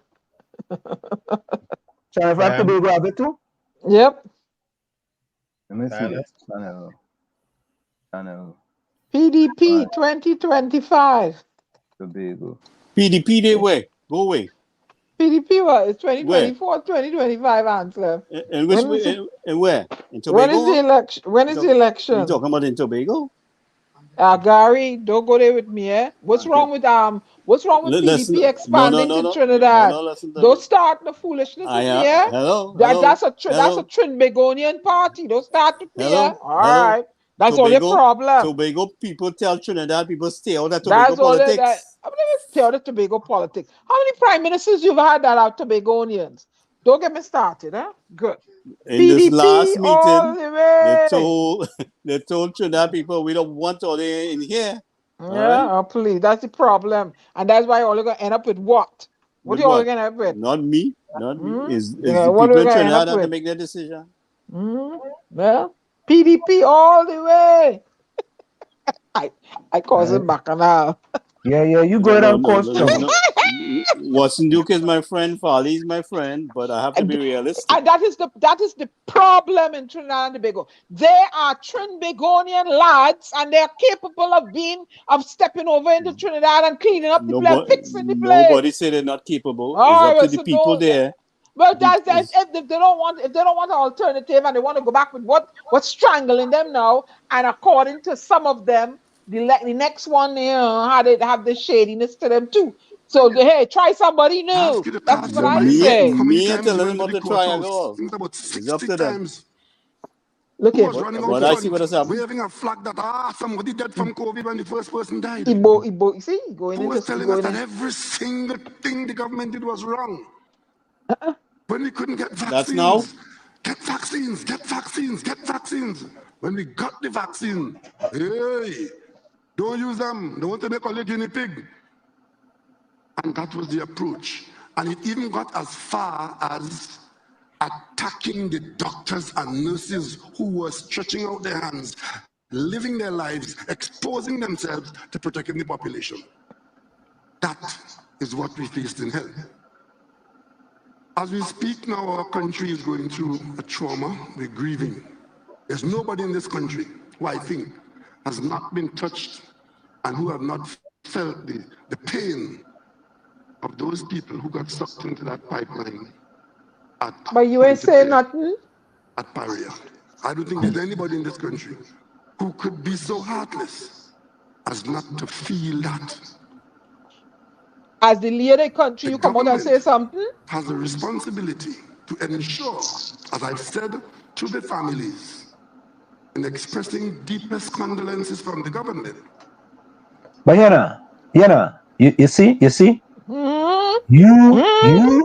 You talking now. And when time for you to talk, you ain't say one word. You still release on your Facebook page. Eh? You see a release on your Facebook page. Now you want to come and talk big and bad. Look. Capiza, let me tell you something. I will come any part of Trinidad I want. Watch yourself. That's all the problem. Whatever happened there, we get to the bottom of it.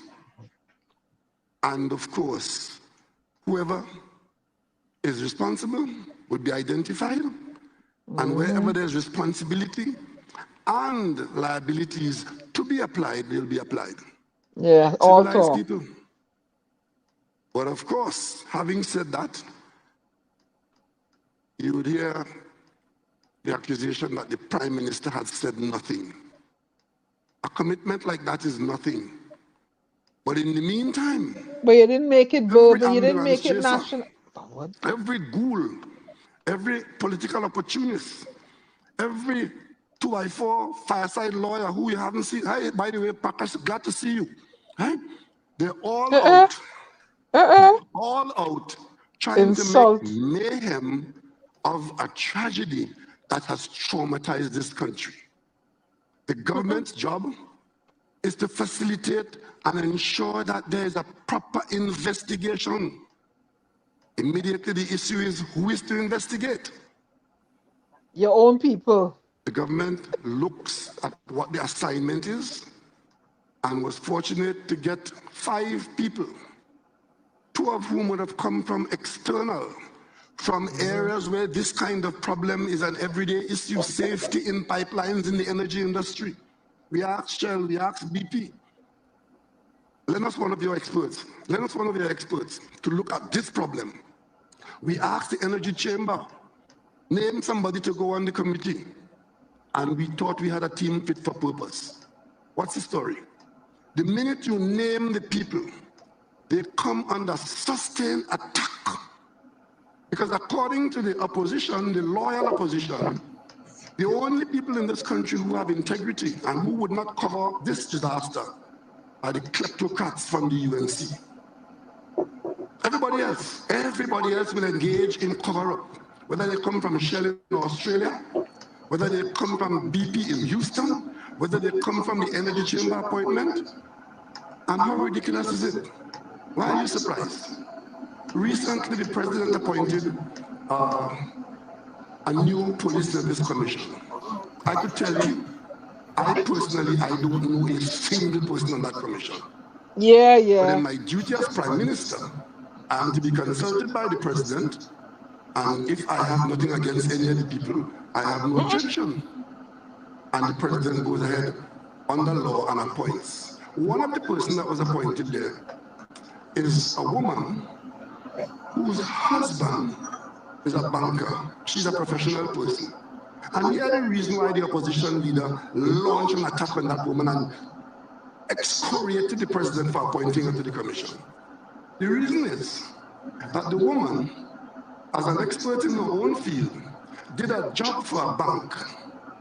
And the bank had lent money to a businessman who is a friend of the Prime Minister. And on that basis, that woman was excoriated publicly and she should not be there. And all kind of conspiracy theory about what we want to do in the Police Service Commission. I don't know the woman. The Energy Chamber picked their person, sent the name to the cabinet approved the person. And Mr. Eugene Tier suddenly became a target for the opposition. You know why? Because there was a conflict of interest. That's why. And he's not saying it. Or if they had picked carefully, they would have should have known that it was a conflict of interest with Stuart Young. Right? Let me come. Insider trading, I did that for a little bit. Market manipulation, I did that for a little bit too. I could have tell all you, that fella there have a conflict of interest. You see, when you're in parliament and you have to recuse yourself, right? Because somebody of family name come up, or somebody close to you come up and you have to recuse yourself, it's no different. That's right.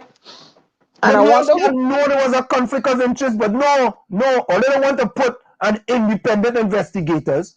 Or they want to put investigators who will come to the result that all they're looking for. Thank you. That's what they do. You pick my brain. Who's these people and where they from? And they have no public into telling us, the Trinidad and Tobago public, who they are, but they're just going in there and they're going to give the results that PNM want. Yeah. Listen, and that ain't corruption. They look for that. Because, listen to this, I don't understand how you pick on a committee and you don't find out if there's any conflict of interest with people on the committee and people in the government. How could you make that type of mistake? That is ABC. That's ABC. Partner, wait now. You're on the energy committee. You are dealing with Stuart Young, conflict of interest, not you. All they do that, and all they man have to resign, or they put him man in that position. Look. Corruption. That's why it will never change. This is his area of expertise. But as far as the opposition is concerned, he will come there to cover up for Paria and for the government. What is there to cover up? I don't know. A pipeline was there, it sucked in people, it killed people. Maybe that didn't happen. We'll come out. What? What do you mean what is there to cover up? What do you mean what is there to cover up? I don't know, I don't have the expertise. I just ask him questions. Did Paria ever send a diver back down in order to save the fellas down there? I'm just asking questions,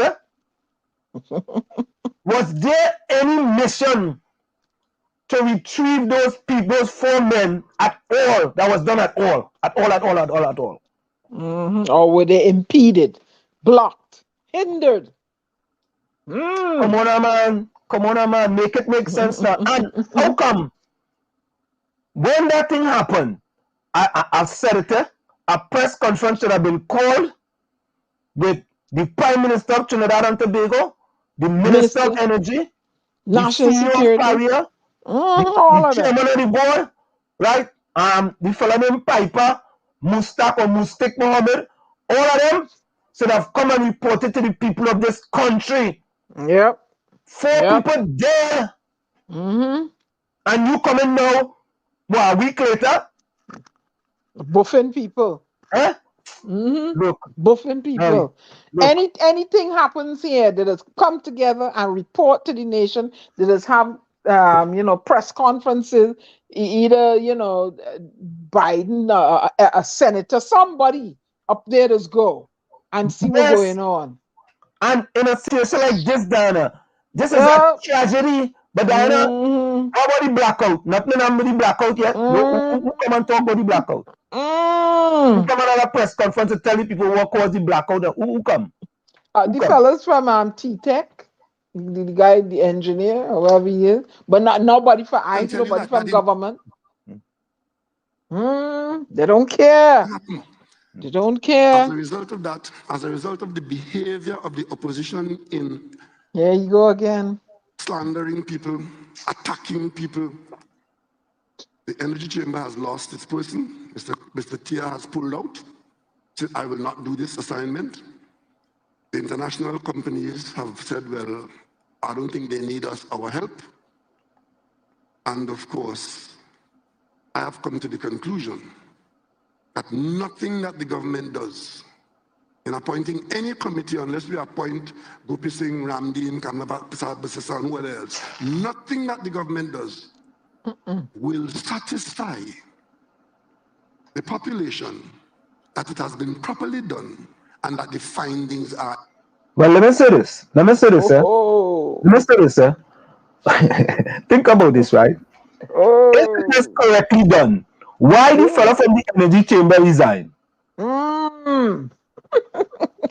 If it was properly done, why the fellow from the energy? If that fellow know for a fact, boss, I don't care what them people say, I don't care who it is.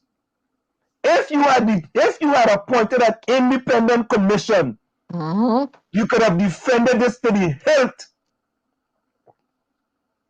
But no, all I want to, boy, I never see so much committee appointed in a government in my life. This is the most. They appoint a committee for the blackout. They appoint a committee for NIFON. They come up with a committee for petrodollars. Is appointment after appointment after appointment of committee. What I will say is fet after fet after fet. Is committee appointed after committee appointed after committee appointed. Oh God, Father, please put a hand. Yep. People tired and fed up. People tired and fed up. In fact, fair and accurate assessments of the situation. I've come to that conclusion. As a matter of fact, I will not go now and ask many people to serve on a committee because I know what they'll tell me. Let me know. But a committee has to be put in place. What do we do? Where do we find these people from Mars who in this society, if you could go and disqualify somebody for being an employee who did a job in a bank, and that bank had lent money to a person who is supposed to be the friend of the Prime Minister and make a link to disqualify the person, where are we going to find people to serve on this committee? Who in this country in the energy sector are we going to find? An energy sector that is owned by the government and has consistently been government control. Where are you going to find them? Find them outside. Diana, thank you so much. Thank you so much. Thank you. We should be going into. Let me answer the question. We answer any questions and I told you. Here we go. Fine. Watch. Me, Gary, Diana, and Tony go find them for you. We go find them for you. I will go to my school and I will find them. I will find for free, no charge. I don't gotta pay them, but I will find them. Find trim big audience outside. The best of the best we will find for you. Yep.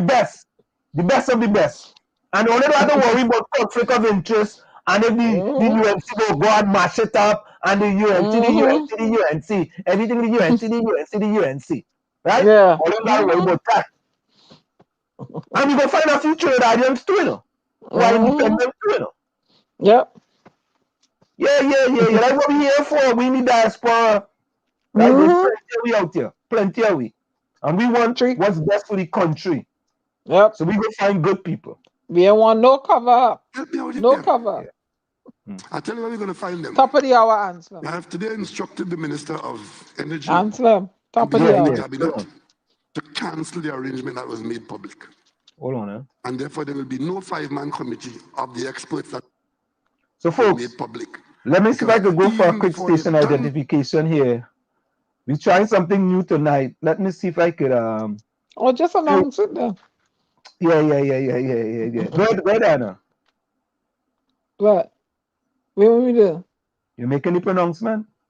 Oh, you're listening to WZYE 95.9 FM broadcasting from Maplewood, New Jersey. We come to you every Tuesday, Thursday, and Saturday from 6 to 9 p.m. This is WZYE 95.9 FM. Oh, God. Full Watax. Full 100. The job. The population has been so riled up into not accepting any work that they've done. That's a waste of time now. And the next best thing is that, okay, we are giving these experts 45 days to go down there, look at what has happened, tell us what has happened, and of course that wouldn't remove or change anybody's liability. It wouldn't change the fact that what happened, and who went in. That wasn't going to change it. Was just go there with your expertise. Tell us what happened, what shouldn't have happened, who is responsible, where the liabilities are, and where the improvements are to come. You have to cancel that. Are we going to have a commission of inquiry? Because apparently that is what will satisfy. A commission of inquiry. Because some people believe that, let's play courthouse with it. We'll have an army of lawyers. We'll spend hundreds of millions of dollars if we can, certainly millions of dollars, and we will bring it into a commission of inquiry. The main reason, according to our colleagues, is that we'll be able to call and summon and cross-examine and all of these things. And of course, having done all of that, nobody's integrity will be at risk. Nobody's attempt to cover up, and we'll certainly get it done that way. So the cabinet will be approached to appoint a commission of inquiry. We will make it a 3-man commission. The same people that BP or Shell or EOG or Total or ENI will go to find experts to look at their situation. If this happened in their company, the government of Trinidad and Tobago will go there and hire expertise there to be involved in this commission of inquiry. Because that may satisfy some people in this country. Because nobody in Trinidad and Tobago or anybody in the government, if your grandmother, cousin, and neighbor is involved, it's to cover up. And all kinds of, but what is in fact happening is that where there's hurt, where there's pain, it has been converted to politics of the worst kind. I'm not against anybody going and praying with anybody. I'm not against anybody defending their party officer in a situation, but to convert this hurt into the politics that have been converted into because of opportunities seen by some people. We don't see it so in this government. We see it that right-thinking people must know that we have in this country the ability to examine a situation like this. And if bringing in external experts will comfort those who believe that is only corruption and cover-up will take place, then we'll do that. Because we want you to be comforted. And whatever the finding is, those are the facts, those are the liabilities, these are the problems, and these are the recommendations. Well, that's what the people want. If the people want independent investigators, give the people what they want. Right. Right? Give them what they want. And when you give them what they want, then they can't complain. But when you give them what they don't want, they go complain. That's right. Independent, I have said this from day one. Independent investigators for this situation. This is a state-owned company. This is a state-owned company. Tommy, you're quiet. Wait this. You going to sleep? Oh, you don't have me in the mix. Now you have me in the mix. Yeah, you're quiet. What's the story? We're doing this guy. There's something here we're doing for the first time. We go pause them when they say something and we go back to them. That's right. You know, everybody here and everybody have good sense.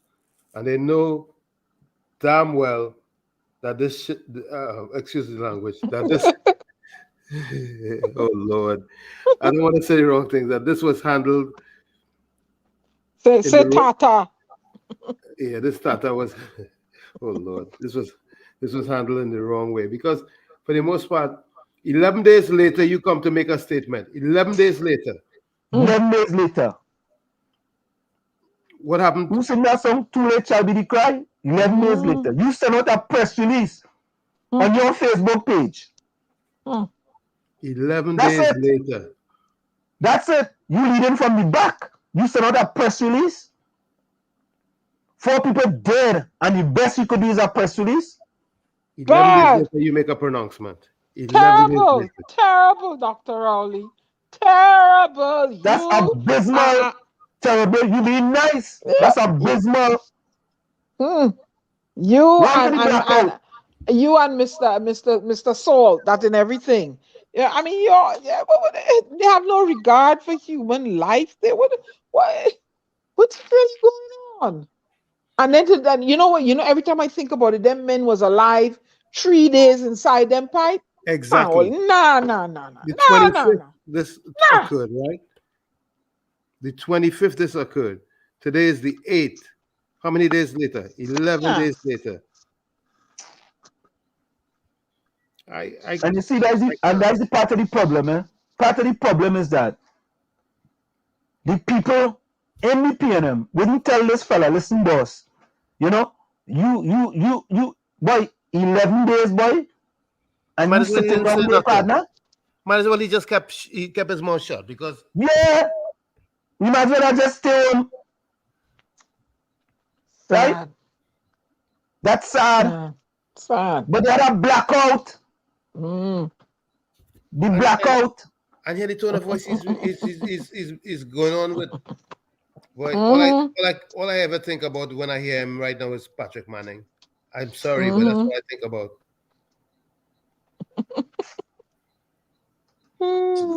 So there we go. In the next few days, you will hear more about this. Tonight, I want to talk to you about something else in the energy sector, because I spent the last few days delving and getting some information that is important to you. Today, the price of oil reached $128 a barrel. Distraction. And in Trinidad and Tobago, a lot of people see our future tied up with the price of oil. Price of oil go up and we're into a good thing. Price of oil go down and we're into a problem. I want this population to get information tonight so that we can properly address what is going on in the world, and that's going to be affecting us directly and not as positively as the simple number sounds. Let me take you to the question of the volume of oil being produced in Trinidad and Tobago. Because it doesn't matter what the price is. If the volume is not significant, your capture from the marketplace is not going to be anything fantastic. It's all about volumes. Let me just very quickly state some undisputed facts for the population, because we are now engaged in dealing with the effects of higher oil prices. Especially, and I brought the data for you from oil production. 2007, 121,000 barrels per day. 2008, 114. 2010, 98. 2011, 91. 2012, 81,000. You'd have gathered by now that Trinidad and Tobago, as an old, mature area for oil production, over time, coming from the height of 240,000 barrels a day at the refinery, but our local production has been going down, regardless of who was in office, in government. 2010, 98,000 barrels. And you would have heard our friends who are always filling up the media with information that is questionable, that the reason why we are in low production now is because the government has not increased oil production. But 2010, 98,000 barrels a day. 2011, 91,000 barrels a day. 2012, 81,000 barrels. 2015, 78,000 barrels. 2016, 71,000 barrels. 2018, 63,000 barrels. 2019, 58,000 barrels. 2020, 56,000 barrels. 2021, 59,000 barrels. So it has fallen from 2010, from 98, or 2007, 120, down to approximately 6,000 barrels a day. That is what we're getting from our mature fields. And it is not that oil is out there to pick up and we're not picking it up. This is the production level from the fields. 6,000 barrels per day. The reason why we had to close down the refinery is because as the production level was falling down to this, we had to be buying oil, crude oil, to refine because we weren't producing it. We were buying approximately 120,000 barrels per day. So wait now. Did I miss something? Did I miss something? If you're producing less barrels of oil, but the price, all right, let's say for example, a barrel of oil was $65 and you produce 120,000 barrels, right? And you go down to 60,000 barrels and the price go up to $130,000 a barrel. Right? $130 a barrel. $130 a barrel. Do the maths. It's not, you'll be using less, right? But you're getting more for it and you're basically getting the same end result. Exactly. Help me now. Did I miss something? No, you're on point. No, all you're correct, man. I do that real quick. If you're producing less and the price goes up, say the price doubles, just to make it even, is you making the same amount? Absolutely, maybe more. Because your cost now is less because you're producing less. All you make it make sense now. Something wrong, man. Something wrong. Not only that, but in order to produce X amount of barrels, you have to put out money. Wouldn't it be the same cost as if you buy it? I don't know. Any level, we continue. Something doesn't make sense. It was open and operating now. We would have been paying that $128 a barrel for 128,000 barrels per day to be refinery going, guaranteed to lose between $7 and $10 a barrel. You get my drift? No, I don't care. In the meantime, let me take you across to the subsidy. But this is where all this is heading. In Trinidad and Tobago, the government subsidizes fuel. It didn't always do that.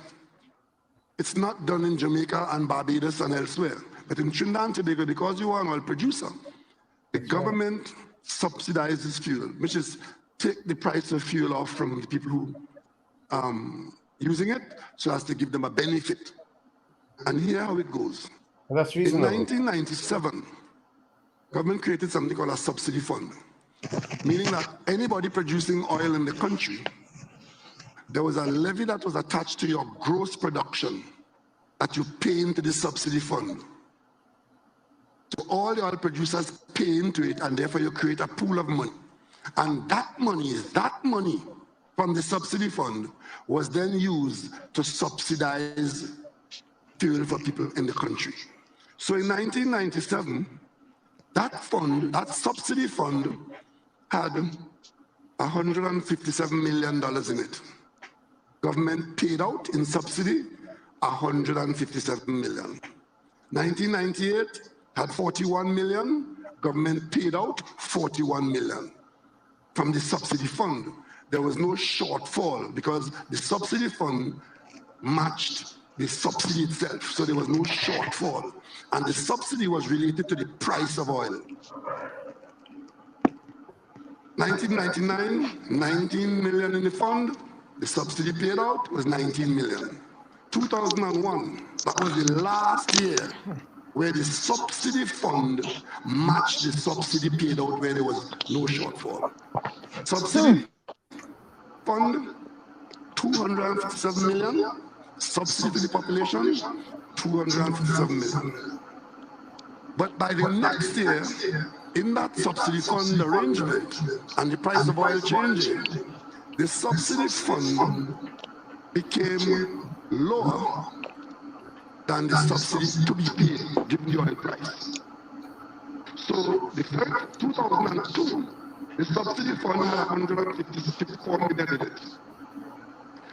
But the subsidy to be paid was... Let me ask a question. What the hell does it have to do with 2022? That your friend? No, I'm just asking. I mean, we trying to see if we could delve into what's going on here. What? All right, maybe we need to listen a little more to figure out where it's going. Let's listen a little more.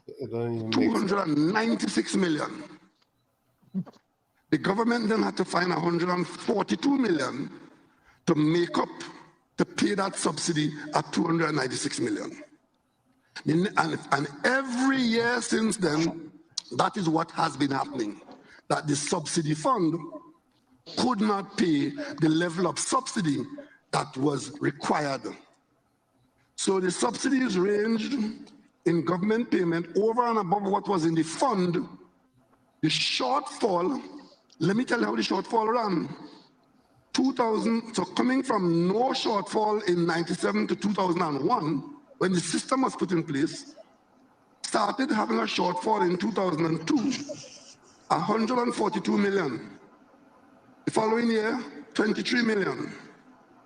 2004, 712 million. These are shortfalls that the government had to meet.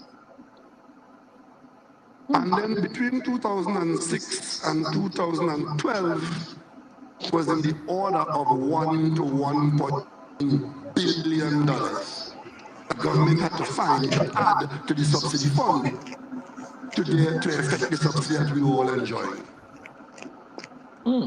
Interestingly, oil price went up drastically in the period 2013-2012, and the subsidy arrangement was still in place.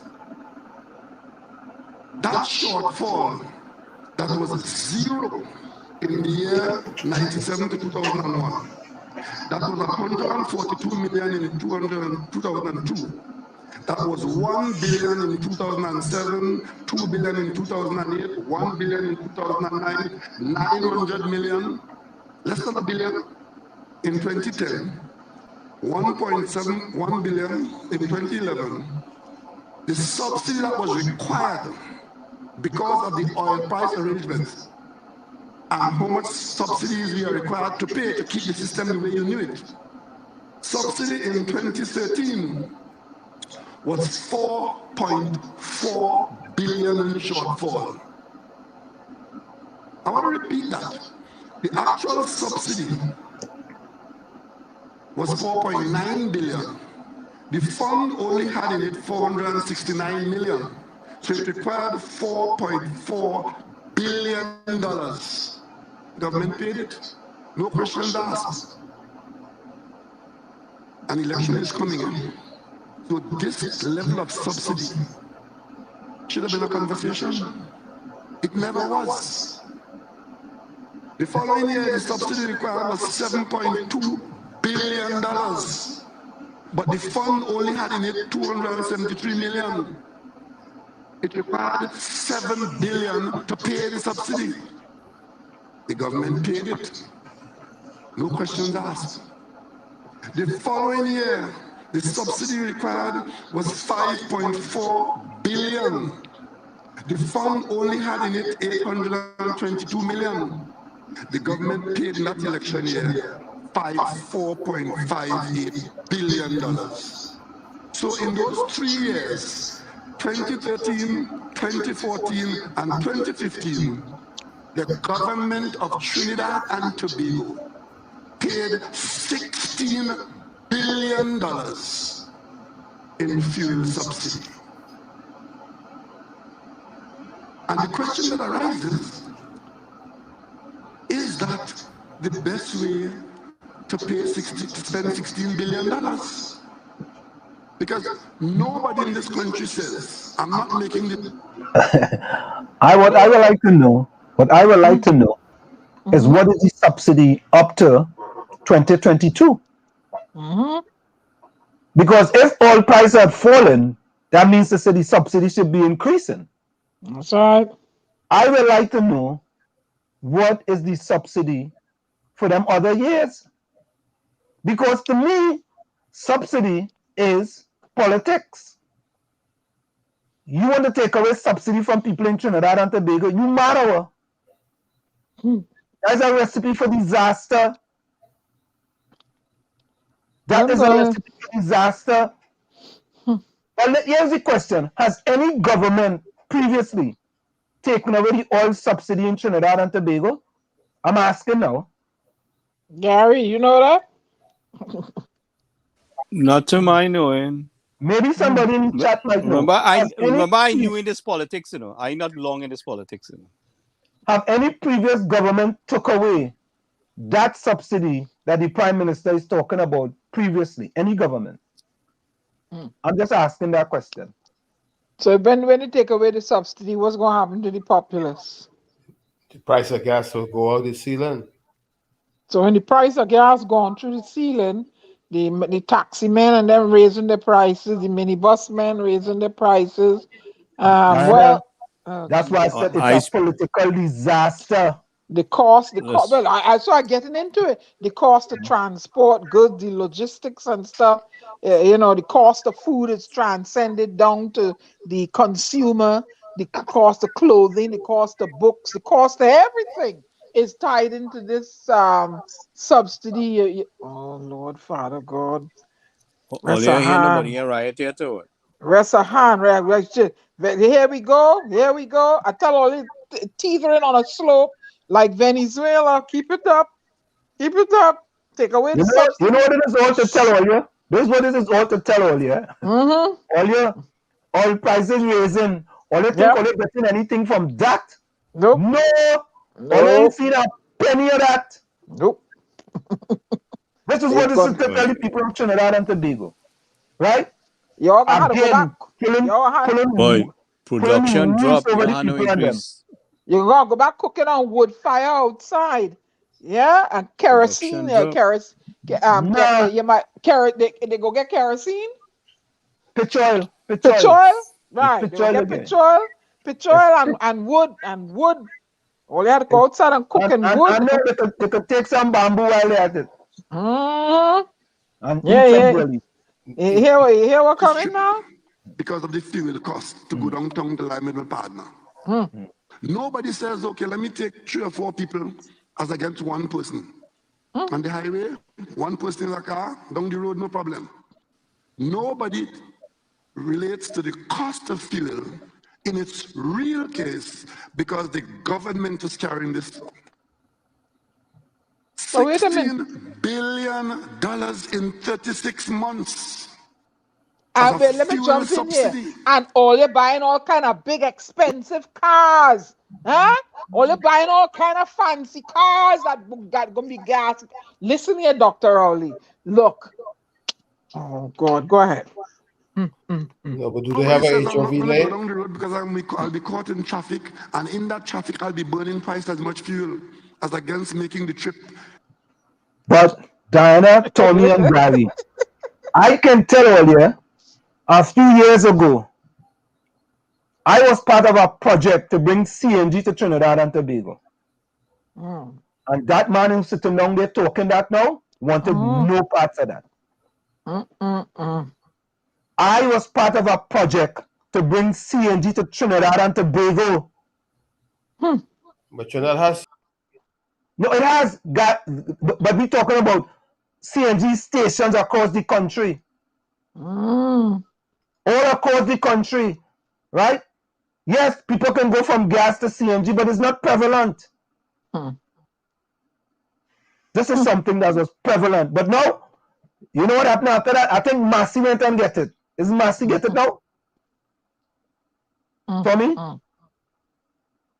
Is Massey the one who has CNG now? Somebody in the chat would know that, you know. Yeah, before them was talking about that, we was talking about that in Trinidad and Tobago.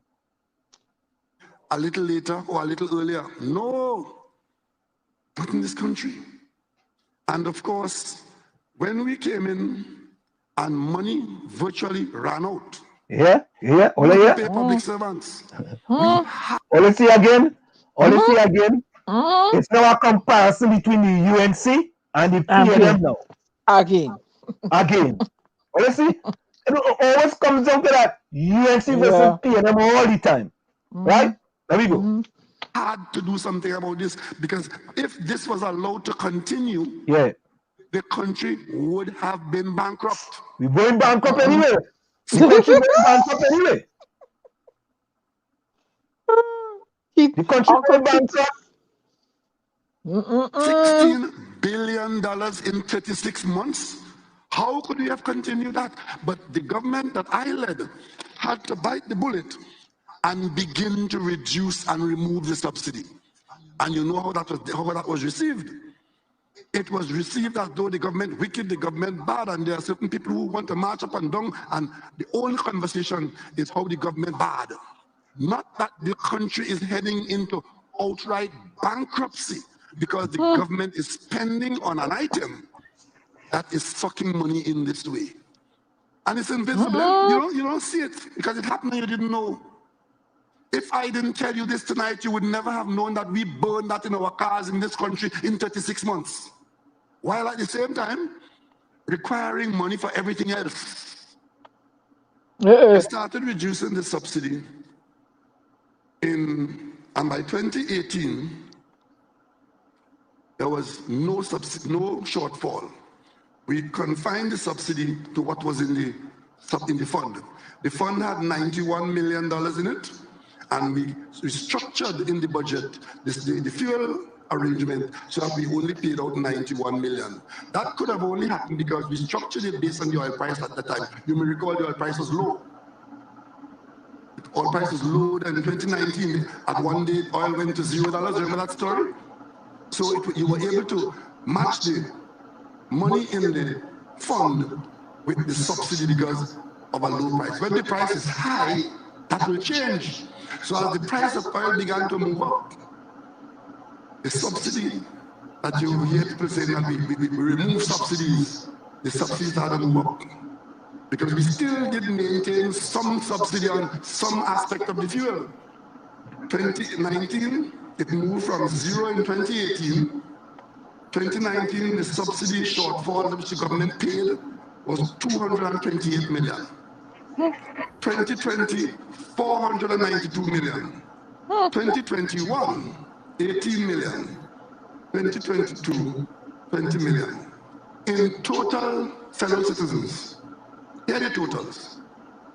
In the period 1997 to today, the total fuel subsidy in this country was $38.1 billion. The fund that started the subsidy program contributed $9.3 billion. government provided the additional money for subsidy to the tune of $28.8 billion. And let me tell you now how it goes.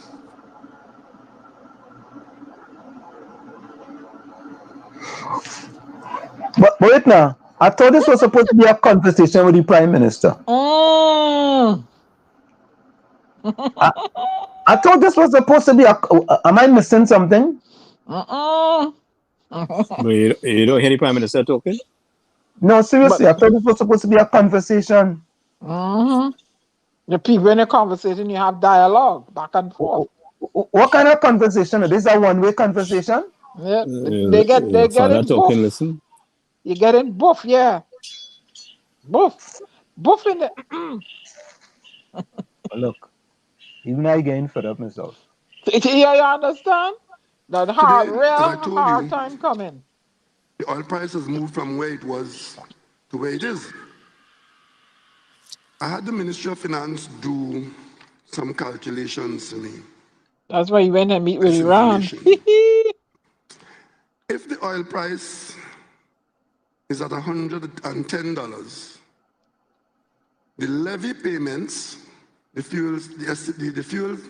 levy at the government, the estimated levy would be $509 million. But the subsidy would be $2.9 billion. If it goes up to 125, where it is now in that area,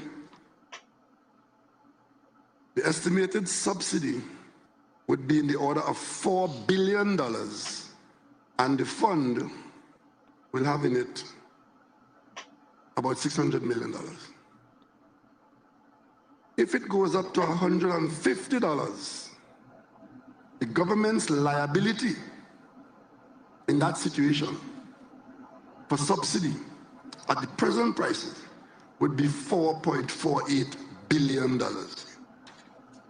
Question is, can we find that money to subsidize fuel? But wait, I totally lost now. yeah, go ahead. Wait now. When the previous subsidy was done, when it was $4 billion and all kind of thing like that, right? What is that difference from then to that now? No. Anyway, we need to get an analysis of this because it ain't making sense. You see, something he's doing too that is very bad. As a leader of a country, and you want to convey a message to all your population. Everybody now is not schooled and learned and well read in all these things. He should have found a way to break this thing down to brass tacks that even the smallest man can understand what the hell he's saying there. You're talking to your population. I will play that video for you just now. What he doing there is not good. He's disenchanting his voters because you try. Yeah. That way, you pick me up for you. Disenchanting who, Diana? Yeah. Disenchanting people. Yeah. That's exactly what he's doing. He wants to confuse. Yeah. Look, that is sad. That is sad. Because I sure if you ask a whole heap of Trinidadians tomorrow, Trimegonian, you understand. What did you take away from the Prime Minister thing last night? He confirmed for me. That's what he did. But that's what he did to do. Insulate the population from this. That is the question we have to answer. That money is not available. We are not producing volumes of oil to say our earnings on the volume side would be large enough to provide the cash that you will get from the large volume, high price to put the subsidy. Let me tell you how it comes at the pump. Listen. The price at the pump for premium is $5.75 per liter.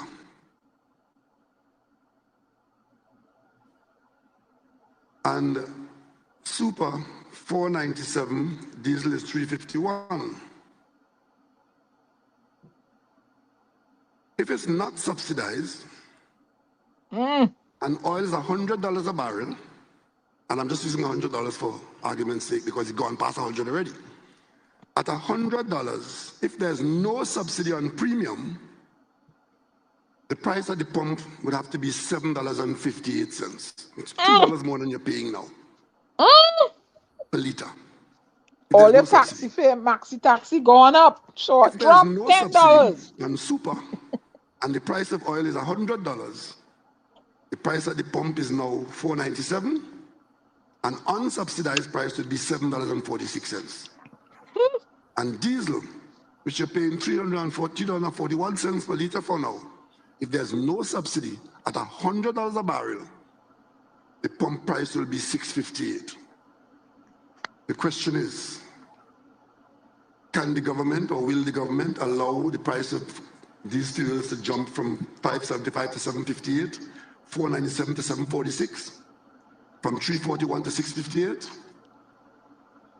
That is a huge shock to the economy. And government has to find that money from somewhere if we have to subsidize it. But if it's not subsidized, that is what it is. But the subsidy program is in place. And therefore, at $100, if we subsidize at the way it is being subsidized now, with no subsidy on premium and super, but subsidy on kerosene and diesel and LPG, the government will still have to find, at $100 a barrel, the government will still have to find $767 million. Yeah. Just to preserve the subsidy. So let me answer, let me speculate. For the government to find this $767 million, where you think they're going to start with? Retrenching workers? That is one possibility, yeah? All right or wrong answer? Salary freezes that are already frozen from 2013. How else? Property tax? Pay it or else? What else? Dana. They found money when the subsidy was $4 billion. To pour for Carnival, taste of Carnival. It is easy to find subsidy when it's $700 million. Lord. Make it make sense now. Lord. Make it make sense. You know who we happy at $700 million. You know who we can bring in? The James, what was it? Winsford James? If we have $767 million. No, the other one, W. Oh, yeah, right. Winsford, right. Is subsidizing fuel the way to spend it? Because you may have to borrow that money. To pay this subsidy, the Minister of Finance will have to engage in borrowing. You see? China, here go China. Here go China. But Diana, I would like to know where they get the money from for the other subsidies. I would like to know where they get the money from. Did they borrow or did they take from another place? Did they cut back here to take from there and put over here? That's what I would like to know. They don't have no transparency. It didn't have no transparency. You understand? They're doing like, you hear what they're doing everything behind closed doors. That the estimated figures for 2022, with oil price at $100, which is quite possible based on what's going on right now, even if you fall back a bit from 128 or 130, the estimated subsidy, we're looking at $896 million.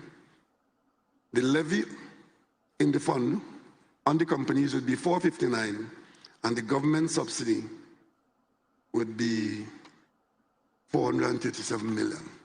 So what all this means? Oh, good answer. We gotta bring Mr. James in here, boy. Yeah, the man just confessed himself, yes? Yeah. Lord have his mercy.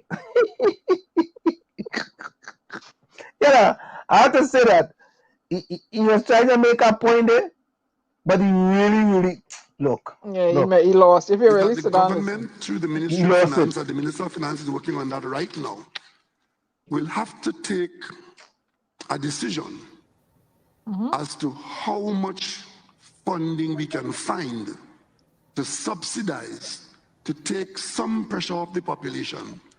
But the population cannot be insulated completely from oil running at 120, 130, 140 dollars per barrel. So in short, what I'm saying is that do not see the height in oil price as opening up huge possibilities for earnings, because the volumes at which we are producing oil now is not the same volumes we had before when the subsidy was absorbed. And let me just say one final point on this. It's not only oil that's a problem, because you might say, well, we're earning money in gas, and gas is our main hydrocarbon export. That's true. But here where we were in 2007, we were producing 4 billion cubic feet of gas for sale in 2007. Again, our fields are mature. We have not made any major finds in the recent years. We've made some small finds, but much of it had not been as we had anticipated as your drilling programs went. 2008, 4 billion. 2009, 4.2 billion. And you may recall that 2008 was the best earning year in this country's history. 2010, 4.3 billion, and then it started to fall. 2011, 4.1 billion. 2012, 4.12 billion. 2013, 4.1 billion. 2014, 4 billion. 2015, 3.8 billion. 2016, 3.3 billion. 2017, 3.3 billion. 2019, 3.5 billion. Of course, 2020, 3 billion. 2021, 2.5 billion. And 2022, we are expecting to be at 2.7 billion. So between 2007 and 2021, our production of gas would have fallen from 4 billion, 4.3 billion in 2010 to 2.7 billion. That's the gas we have to sell. That's what the fields are producing.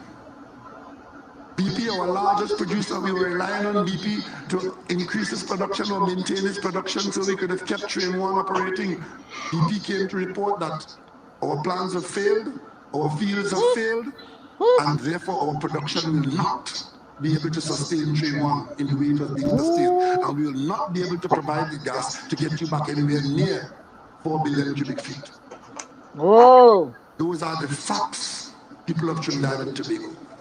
And anything else outside of that is wishful thinking or misinformation. What we have to do now as a government and as a people is to digest this and make serious decisions as to how we manage to cut our suit, to suit this cloth, to ensure that we get the best of what is not the best situation. Yeah. These are the facts that we are dealing with.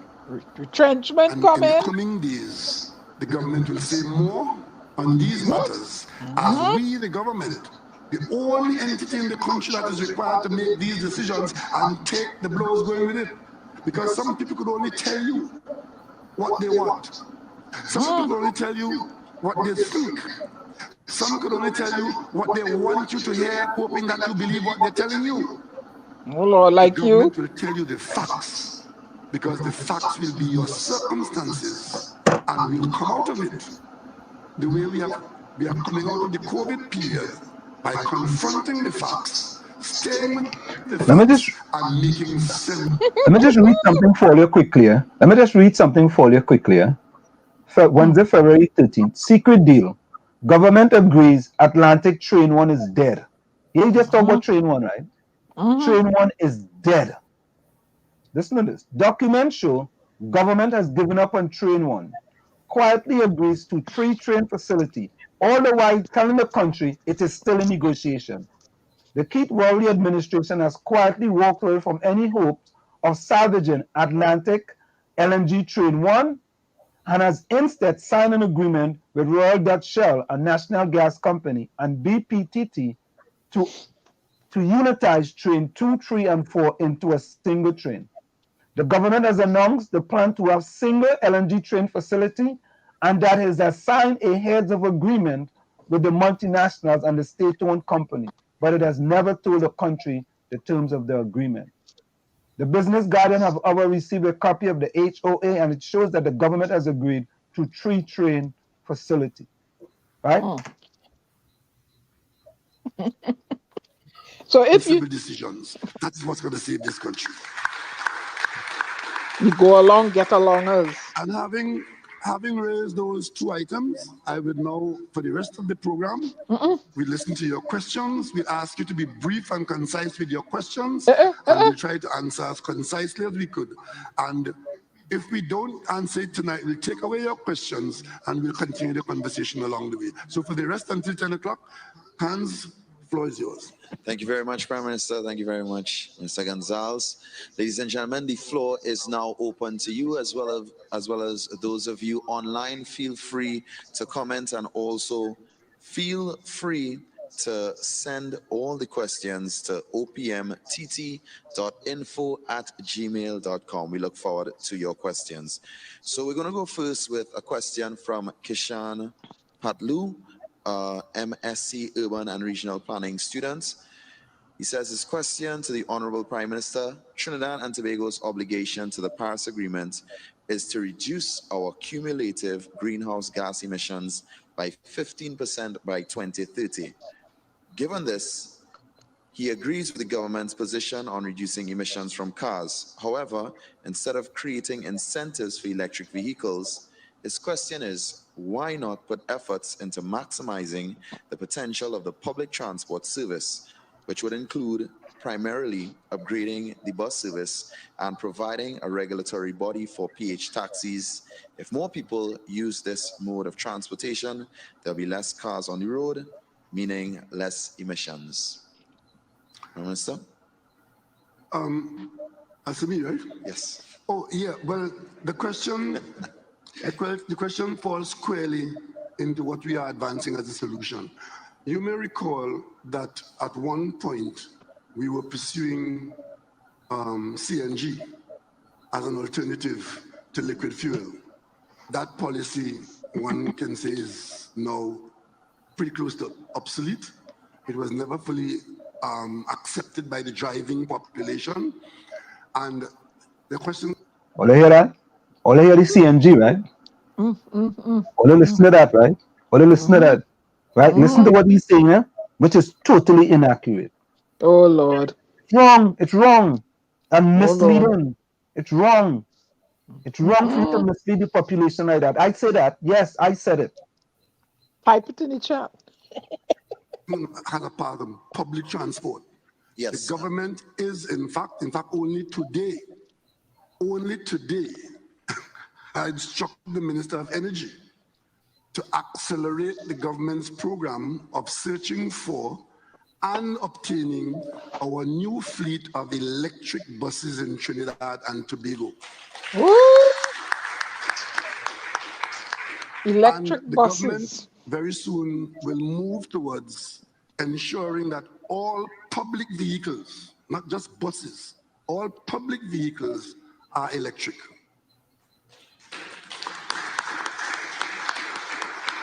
And let me tell you something, eh? Honestly, who's getting the contract to bring in all the electric buses and all the electric vehicles? 1%. That is the question. 1%. You see, because already this deal not done already. Eh? This is a done deal. But right? wait now. Electric buses and electric cars in a country that the road always flooding. I don't know.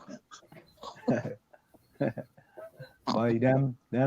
I just electric, so you gonna get electrocuted inside that car. A place are always flooding. You have to go and build now ports where people can drive and plug the cars in. to be charged like we have up here, right? And I saw in the UK and stuff. What? Oh Lord, Father God! Driving on what The Ministry of roads? Finance will What roads they gonna be driving them cars on? All them roads are full of pothole and precipice and land. Now, what I want to know, who is contracted to bring in all them buses and them cars? Oh, yo. Okay?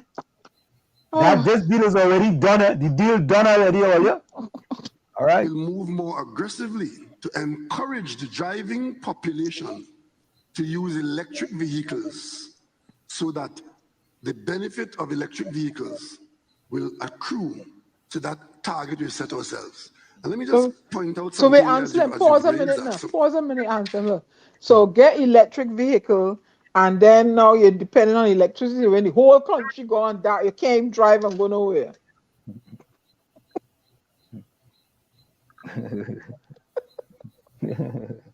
Oh, I don't know now. Only go ahead. Keep it going.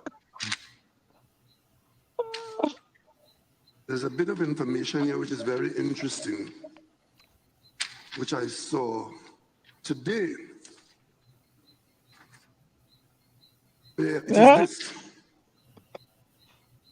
We made some changes in 2016, and arising out of those changes, at the time when we made those changes in 2018, we were using 36 million liters of premium gasoline in this country. Last year, we used 105 million liters. You know what that means? It means that the cars on the road in Trinidad and Tobago are largely skewed towards vehicles that are using premium gasoline. That has to do with availability. Most of the cars that are being sold now, because of the technology of the engine, requires premium. Wait now. What? I just use regular gas. I just use regular. I never put premium in my car. No, Dr. Rowley.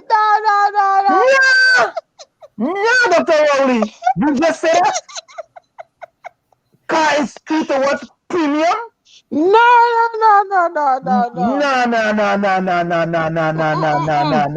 No. And my vehicle is 2016. No. Or 2017. One of them. Yeah. No.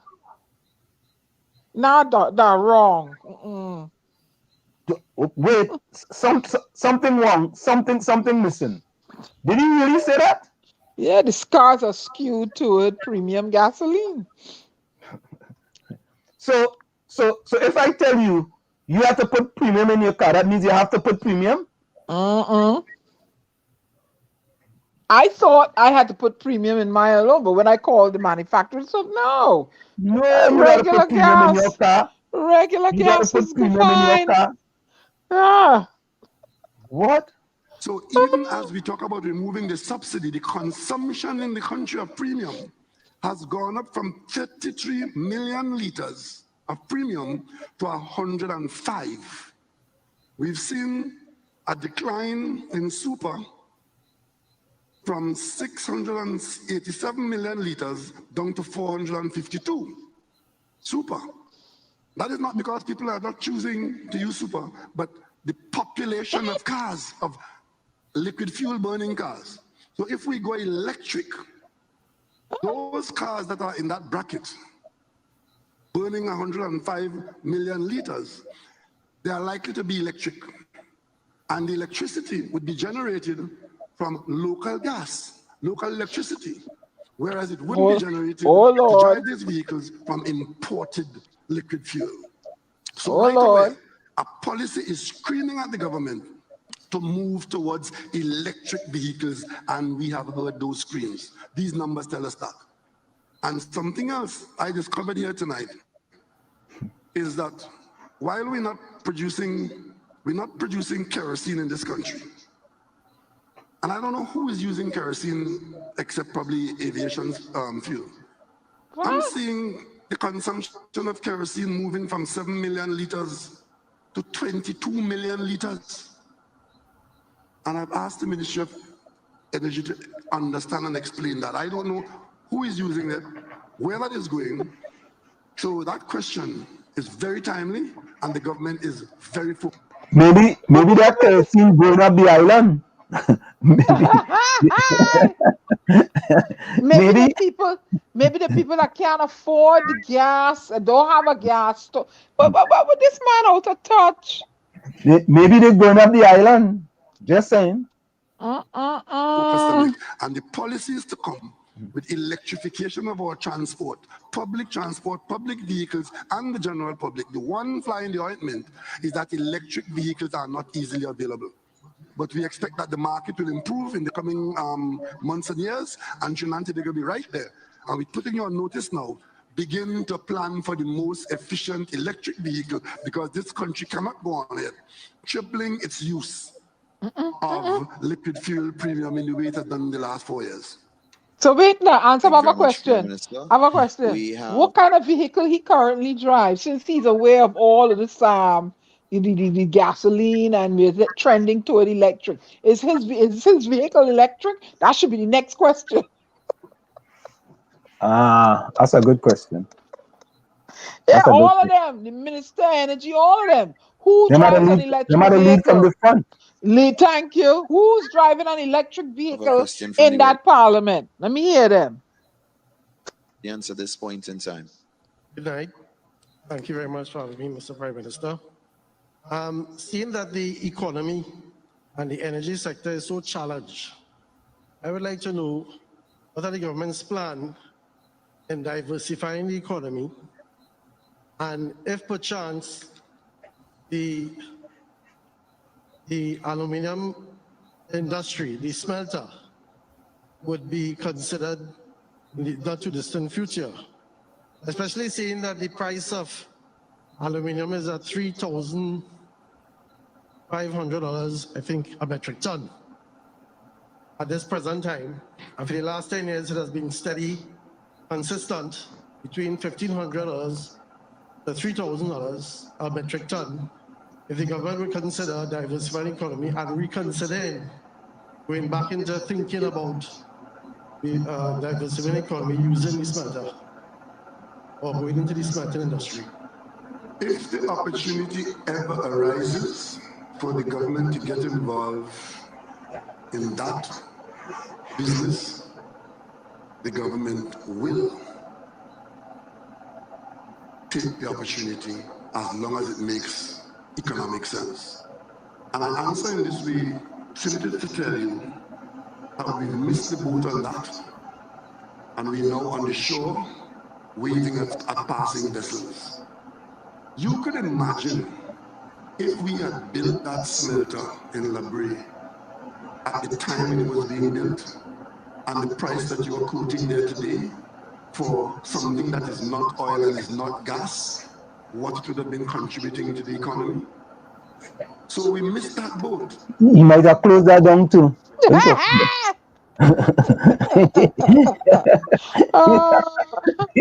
You have closed that thing down. He shut down Rowley. We are now talking to people who may or may not be interested in working with us on doing that. So we have not closed the door to it, but we are a long way from realizing that. And some things have changed to make it even more difficult. But we were right on the doorstep of an aluminium business. The TGU plant in La Brea was built precisely for that purpose. But by the time that plant was finished, politics had killed the idea, and we are now in a position where the most I can say to you is if the opportunity arises, and we keep looking for opportunities, and to answer the first part of your question, what we'll do to diversify the economy? Everything else that we can do. Everything else that we can do, whether it is music, it is film, it is agriculture, it is whatever, we need to do everything that can be done and not focus only on energy. But energy is so important as a contributor that we cannot but focus on it. Good. Thank you very much for your question. Thank you very much, Prime Minister. We have another question from the audience at this point. Good night. You're listening to WZYE 95.9 FM, broadcasting from Maplewood, New Jersey. It's in the village with the DAG Triplets and WZYE 95.9 FM. Honorable Prime Minister. Good night. MP for Lopino Bonnie West, who's doing a wonderful job, if I may say so. Darrell Rampasad, resident of Lopino Bonnie West. I'm sorry, I'm having difficulty hearing you. Yes, Darrell Rampasad, resident of Lopino Bonnie West. And I came today with a different question. I was prepared with a different question. But I will ask, right, what are the plans right now? And we have seen that under the Ministry of Youths, that there is a wonderful program, the Agriculture Homestead Program. What are the plans for the youths who are graduating from UTT and the University of the West Indies in the future in terms of agriculture for employment? And is there any plan by the government of Trinidad and Tobago for agro-processing and exporting of said products in agro-processing? The answer to both questions is yes. We are aiming to marry the trained personnel with land where land is required, and of course also with the technology which is available now where you don't have to have land to plant in the soil. Modern technology allows you to do a lot of food production without soil. So some of these people who are going to be trained in some of the programs that we are actively engaged in, you are aware that there's a program of land preparation and distribution with people who are being trained. We are restarting the youth camp programs. But there's something up here in the Mausika area, there's something in Palo Seco, there's something to come in Chagaramas, so those programs are actually on the way. That's why we created the administration as Minister Cummings is now. He's actively engaged in doing that. And what we have understood is that we've lost a generation of farmers. And therefore, we are encouraging young people now to get involved in agriculture in all its forms and fashions, especially using the manageable technologies. So you will be seeing some marriage between the trained young people in these programs and the availability of land where land is available, or the use of technology where the funding is available to produce the technological arrangements that doesn't involve soil. If you look at how lettuce and tomatoes are grown now in substrates that are fiber, and the hydroponic systems and all those kinds of things, agriculture in the 21st century is not just drudgery and sweat. And some of those young people, not all of them will continue, but we expect to produce a population of new farmers in that way. And those programs are underway, and I'm glad that you've noticed them and encourage the young people to get involved, because that is what we want them to do. A good living can be made in there, because food production is an integral part of diversification and security for the nation. So I just wanted to bring a point here that Albert Montano raised there, and I think it's a great point. Albert Montano says, let me put it back up on the screen. My sons both have new Lexus and Honda SUV, and both of them use regular gasoline. Let me repeat that. My sons both have new Lexus and Honda SUV, and both use regular gasoline. Albert Montano, you preach. You preach. With that kind of talk. Thank you very much for your question, Darrell. We take another one from the audience. Good evening to you, Mr. Prime Minister. Good evening. Good evening to everybody, all protocols. My name is Nanlal Chadu. I am also from the Bonnet Farmers Association. And one question I wanted to find out, the status, what we having problems with acquiring leases for the lands at Bonnet. They have a disconnect between the QREP office and the state land office at Tower. So anytime we call, nobody seems to know what's going on really. So I don't know if we have our MP looking at it, but I think that he might need some higher up help from you. Before you answer, Mr. Prime Minister, the other question, very short. I had asked you this question 4 years ago. I wanted to ask you again tonight. The status to implement the death penalty in this country. Yeah. Okay, let me answer the first question. My cabinet colleagues here will tell you, every Thursday at cabinet, a significant component of the notes before the cabinet to be approved are land leases. Because this government, under Minister Rambarat, we have focused on the problem that you have raised. I don't know where they are with respect to Bonaire per se, but nationwide, we have been focusing, and some people who have been in your position for 20, 30 years have been getting their leases, because the Ministry of Lands have been working on it, and we have produced a lot of leases, and will continue. And your MP can interface with the minister to answer your question more directly, where the lands in Bonaire are in the program, because we are in fact aware, and work is going on. And every single Thursday, before I came up here tonight, my cabinet box came to me, and I can guarantee you, in that box are a number of leases from somewhere in this country requiring cabinet approval, and those persons will get their leases when the cabinet approves them tomorrow. I will get the data on that and make it public, and you will see the work that Minister Rambarat has done in the last 5-6 years to give people leases all over the country, and that program is continuing. Okay? The other question you asked me, sir, we are further away from the death penalty now than we were, because, let me put it in simple language, it is not a matter for the government. The government has done what the government can do. Our highest court of appeal in Trinidad and Tobago is the Privy Council in England. These English people do not support the existence of the death penalty. And therefore, when the appeal is made to them, as it is done automatically by every person who is convicted of the most heinous crime or whatever, when it goes to our highest court, all it does is cost us millions of dollars, and the Privy Council puts obstacles in our way. So wait now, why we had to be going to Privy Council for that? Person is not hanged inside of 5. No, that's the highest government of the land. We still have to go to the Why you still got to go to the Queen and we's our republic? Why? Why we still have to go there? Give me a break. We still have to go there then until we're not free. We're not free then. We're not free. We still holding on to the Queen. Conviction, then it must be vitiated too.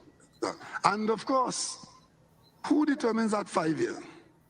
The state trying to get it done, while the person is appealing.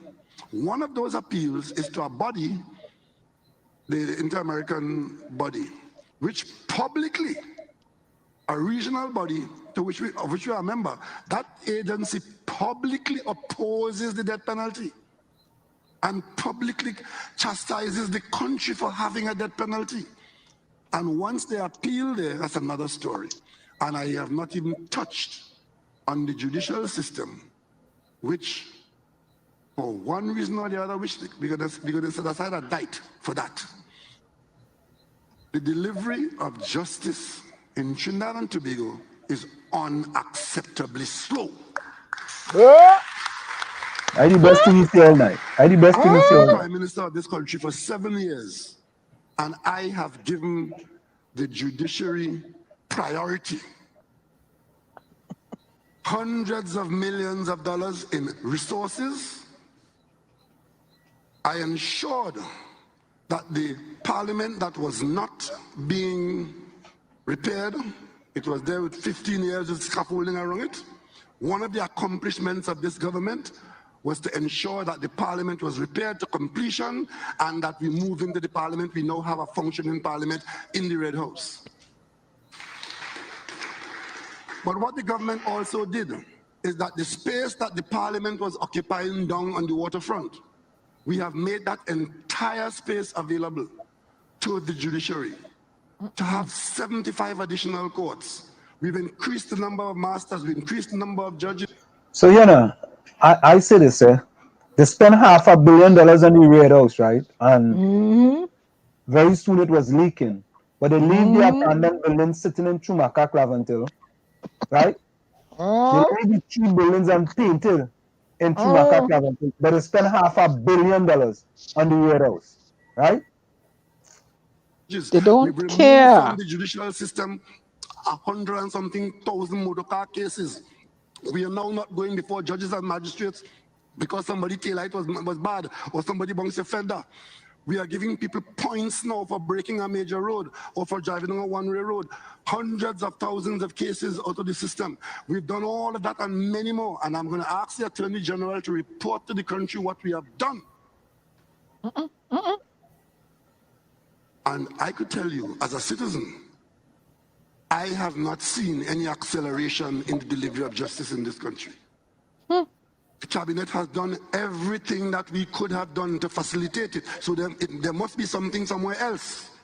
Corruption. As a matter of fact, you know if somebody owes you money now and they don't want to pay, you know what they tell you? Take me to court now. And the delay in the system, whatever the cause, whatever the reason, I can't or won't put my finger on it tonight, but whatever the reason, the best friend of the person who has to answer a charge before the court in Trinidad and Tobago today is Mr. Delay.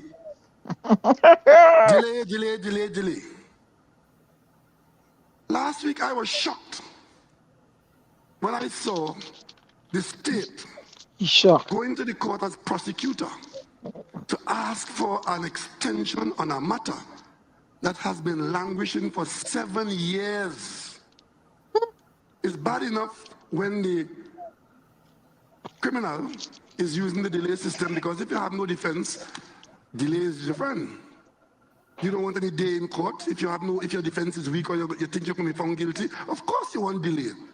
But when a matter is before the court for 7 years and the state comes up and asks for an extension, well, I was absolutely astounded when I saw a magistrate saying, no, this matter has to go on.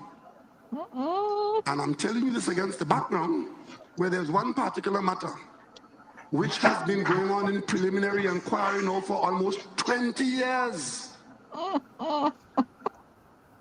I don't know what that means. It certainly does not mean that the cabinet has not done what the cabinet could do. There's something else in the mortar than the pestle. And this delay in justice in Trinidad and Tobago is hurting us in more ways than one, and we have to find a way. We have to find a way to remove that from the system. It's not fair to the persons in Romania to be lying down there for how many years waiting for a day in court.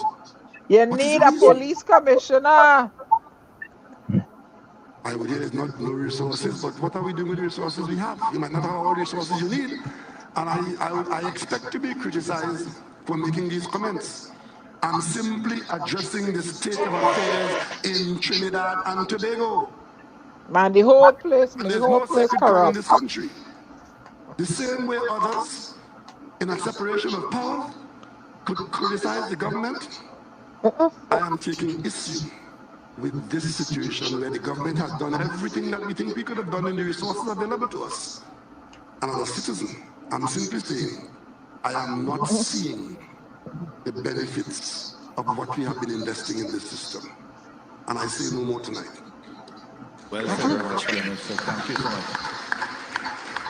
Thank you very much, Mr. Chadu. We have a lady in the audience who'd like to say Happy International Women's Day to you. Thank you. So you continue to break the bias. Good evening, Honorable Prime Minister. Good evening. Wait a minute. Nobody wants to talk about WASA. I have a question. Okay. Not that I'm shirking my responsibility.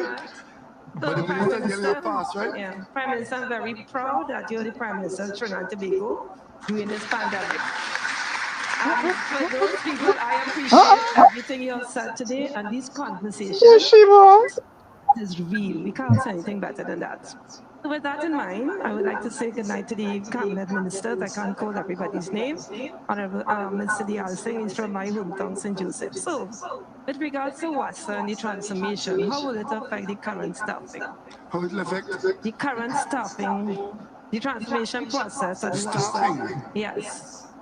The current staffing. Current staffing at WASA. Well, let's put it this way, right? Let's put it this way. Nobody ought to be employing anybody who is not to make a contribution to the workplace. What I tell if the you? workplace has a requirement Retrenchment coming. for 1,000 people, those 1,000 people will find a place in there because you require people. What you have to do is to make sure that you have only what you require and that the ones that you require do what they're supposed to do.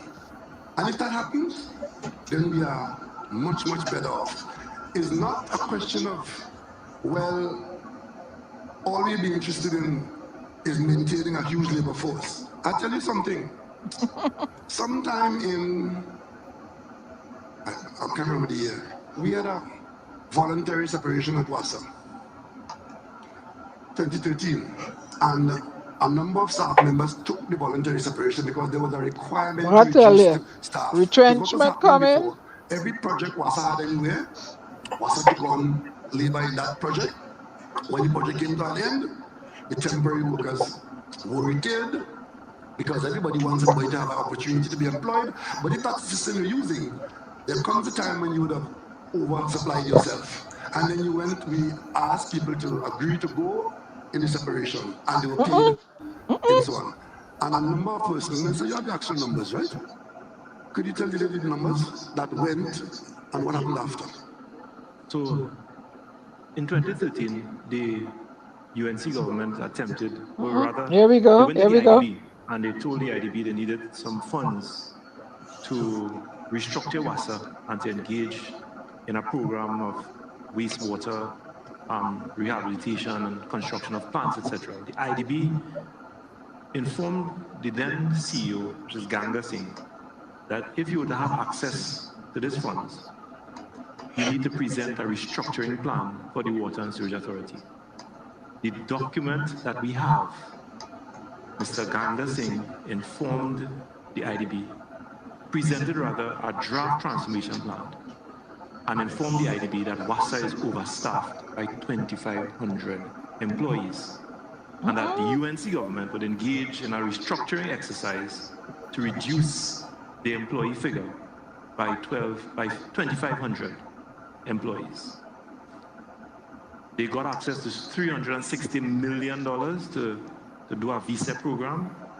1,200 employees participated in that visa program, so obviously you would have expected that by 2015, the staff would have been reduced from nearly 5,000 to 3,000 something. And by 2015, after 1,200 employees participated in that visa program, the employee headcount remained at 5,000. And it cost the people of this country $350 million. You see where it come down to, Ansman? In a proper program of restructuring, we gave people visa and hired back an equivalent number of people. But I wanted to be very clear. The issue about WASA is not simply an issue about staff levels. WASA is going to be an employer of people.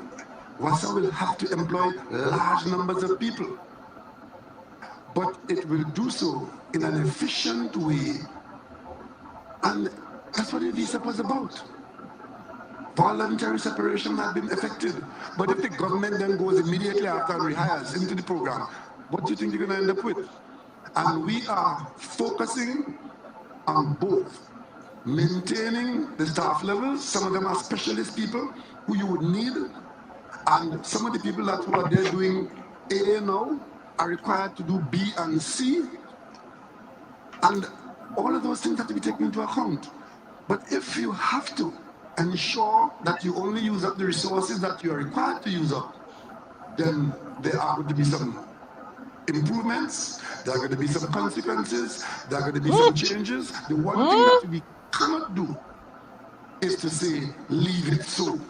Because every year the government has to find an additional $2 billion to put into WASA, the very said WASA that is, as described by the minister, who can't give people water. WASA exists to give people a supply of water. And that is what we're going to focus on. And to do that, you also have to focus on people.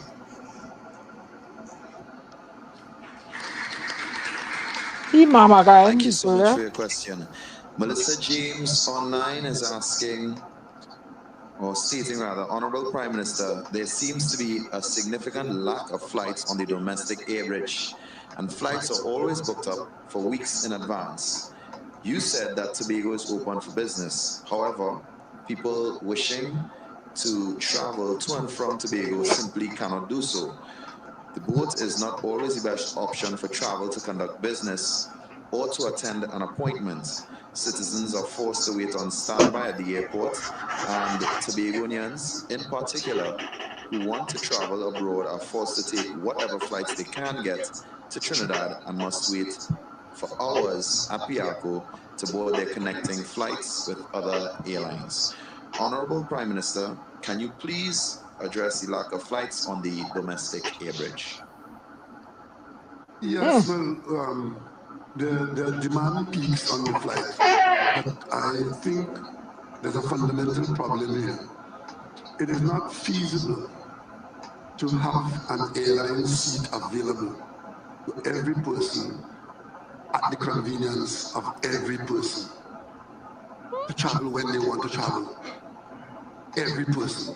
What you have when you're on an airline, you have a number of planes, and you can increase the number of planes, and you have a flight schedule, you have a schedule, how often these planes go, and that gives you the number of seats that are available. Sometimes those seats are not utilized because the population doesn't have a large demand for it. Other times, they have 5 times the demand. I mean, they have hundreds of thousands of planes in America, but the Thanksgiving weekend, you can't get a flight because everybody can travel that weekend. So what we have in place is a steady schedule, and we have increased the number of planes, we've increased the schedule, and at peak times, we will continue to increase it. Like we're coming up to Easter.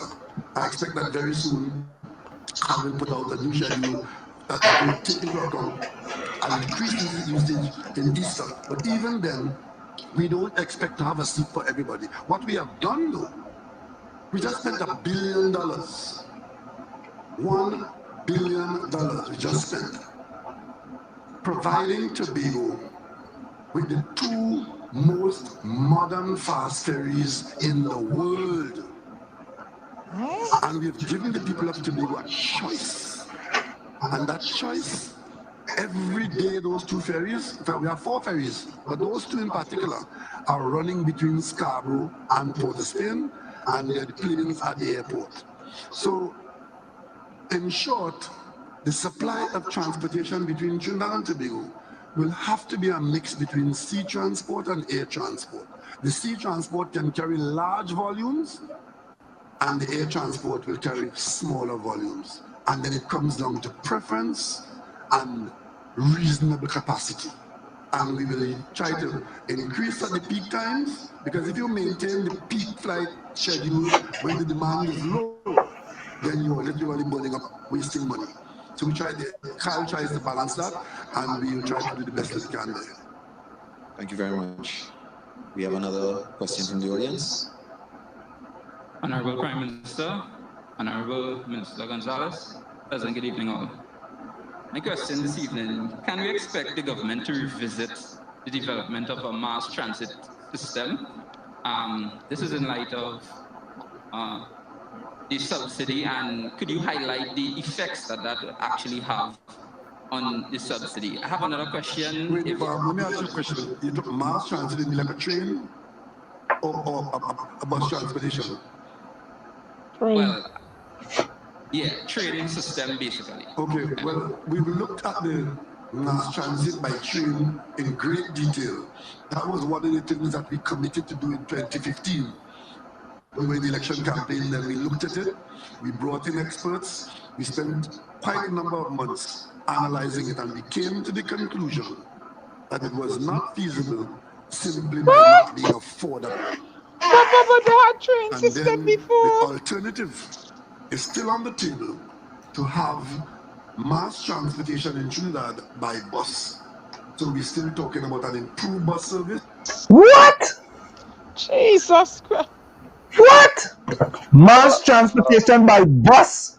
Oh, Jesus, Lord, Father, rest a hand. Lord Father, please put a hand. Please put a hand. They're going backward. Mass mass transportation by bus. Boy. Oh dear. An outreach bus service and a bus service that is supplied largely by the private sector in some areas through the maxi taxi system. But we don't have on the table now any plan for a train system, but we do have intentions to consider a strengthening of the bus service, the public bus service. Electric, you know. Thank you. Just Father, don't say nothing. Let's get a round of applause for that answer. And I understand you have another question. So. What's that? They actually want a round of applause for mass bus transportation. Wait, listen, answer him. Look at it. Look at the person that's going to get the contract to bring in those electric buses. A mass bus service, you know, somebody getting a payoff, a kickback under the table thing, right? Lord, and is the buses going to run all hours of the night? You know, people working all hours of the day and the night anymore. And is it going to be accessible to people to get? Oh, Father God, oh Lord. Oh, I'm getting a headache. This man gave me a migraine answer. I could tune out now. Good night, villagers. You could stay here and listen to him. I think they're almost finished. Proceed. And my second question is with regards to the subsidy, and we are looking at reducing our emissions, right? Greenhouse the generation of green energy, all right? And there's a system, a hybrid system that integrates electrical grid power along with residential homes, basically putting up a solar panel, etc. And some homes could even produce even more than they need. Would we see in the future regulations that would allow for even the domestic user to supply excess power back to the grid? Is that something that we would see in the future? Yes. The minister could comment on that.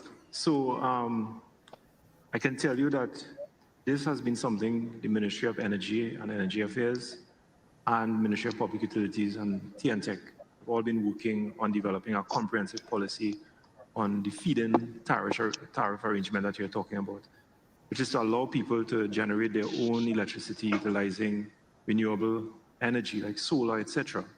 And the excess energy, they can transfer it onto the national grid. There's one particular issue that needs to be resolved, which is who is going to pay for that electricity and that power? Is it TNTech? And if it is TNTech, what is the arrangement you're going to put in place to price that from TNTech? Because of course it is going to be an extra burden on TNTech to receive that extra power from private suppliers. With that extra burden going on, what I say?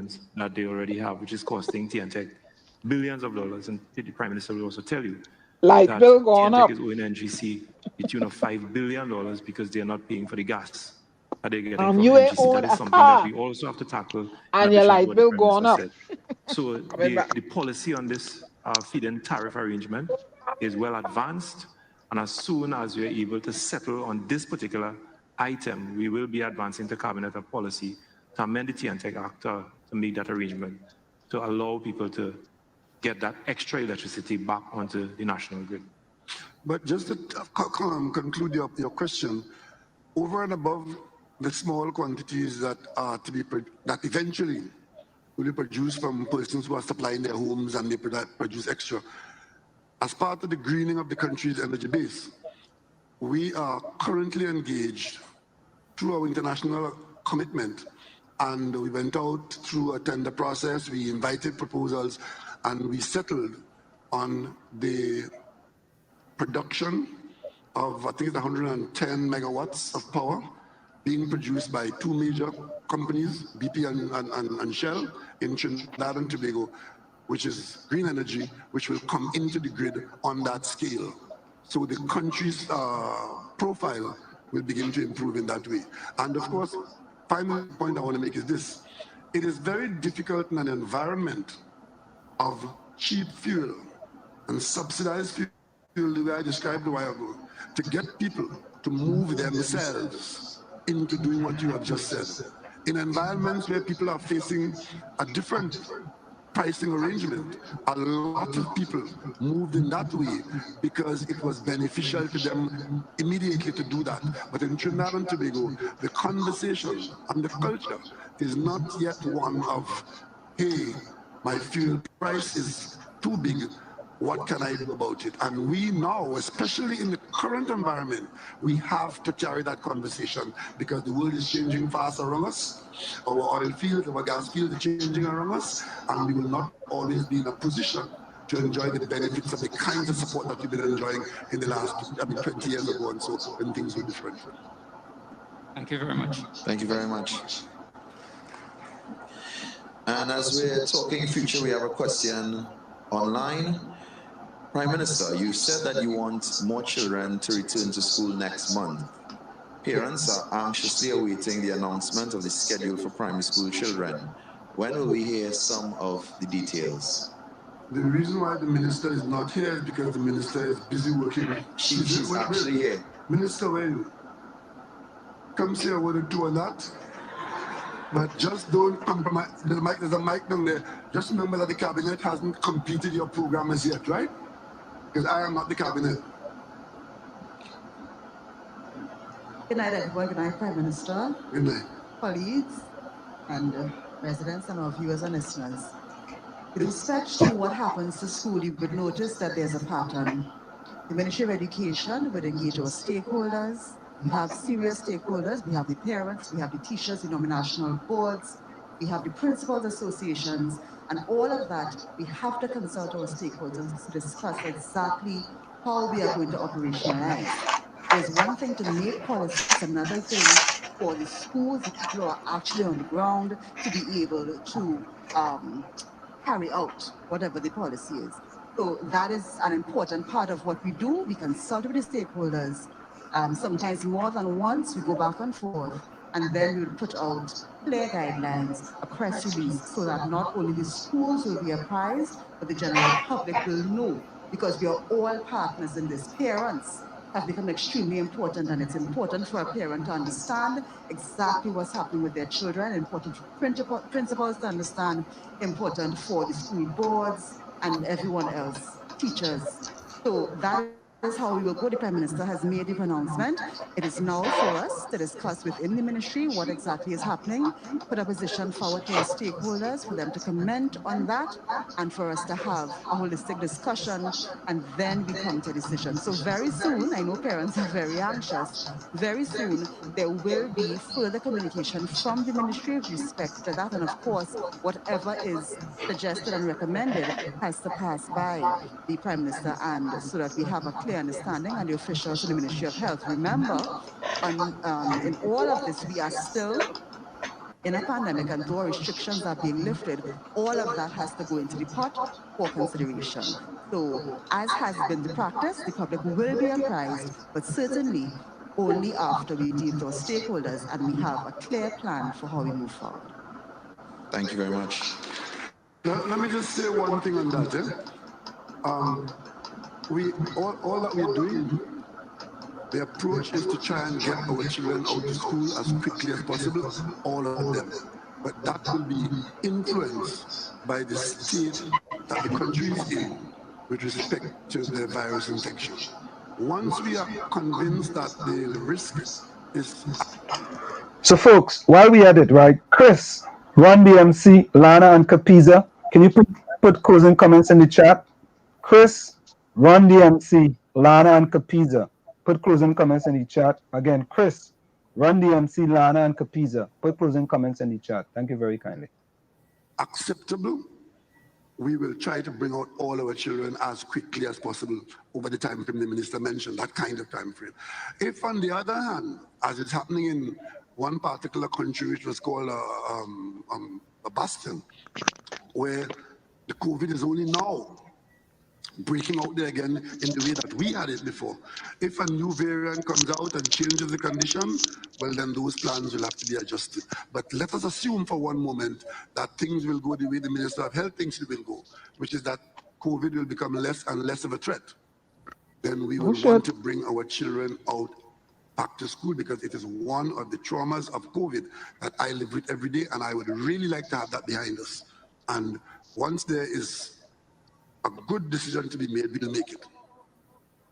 Thank you very much, Prime Minister. Thank you very much, Honorable Minister of Education. Can we have a round of applause for both of those answers? So we are just past 10 o'clock, 2 minutes past 10 o'clock. Yes, as you promised, time went by quite quickly.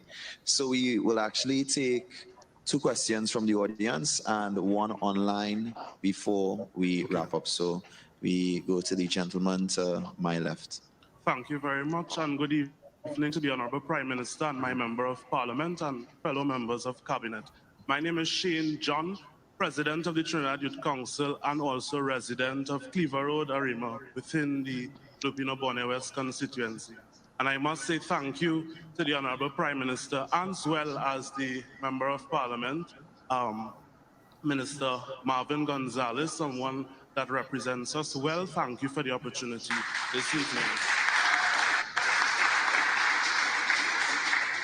Hey, Gonzalez, the one with the Prime Minister, you spoke a lot about road work. And as the President of the Council, I'm very, very happy to hear about Minister of Public Utilities. With our economy is that the World Bank speaks about Trinidad and Tobago being ranked at 106 out of 190 that's what I'm talking about. That's the same Gonzalez fella who won't go in the beat able up. to access business, or the ease of which we do business in Trinidad and Tobago. A lot of young entrepreneurs are interested in getting involved in business. What grants are available for young people at this time in terms of entrepreneurship, as well as, if not grants, what is the government doing? I mean, I must commend the move for agriculture in our country at this time in terms of the homestead program under the Ministry of Youth, but what else is being done to access ease of business for young people in Trinidad and Tobago? Thank you. Well, the first thing that has to be done is to create an environment which is attractive to attract young people. You can't just send them off to do business. Something has to attract attention. Don't choke. Attraction comes in a variety of ways. They would see some things that are happening, publicized either in the public or the private sector, and they decide that they want to participate. So we open the door to opportunities in all these areas, public and private sector. And of course, sometimes it requires resources which those attractive people don't have. And then the government provides a pool of funds and a package of programs to provide those resources so that where you are attracted to or where you have been magnetized to, then you get help. And there are a lot of programs through the Ministry of Trade and Ministry of Agriculture. The problem that we are facing is that many of these programs are not utilized. That's one of the problems. The programs are there. The training programs are there. Some people might get trained, but after they're trained, they don't stay the course. Either because they've been discouraged from something that happened, or the market may have changed, or they may have changed their minds. But suffice it to say that there are a number of programs in the ministries, whether it is programs for training, programs for financing, programs for partnering, programs for making available space. Access to capital. What we are trying to do is to encourage people to use these programs. Somebody mentioned a while ago agro-processing.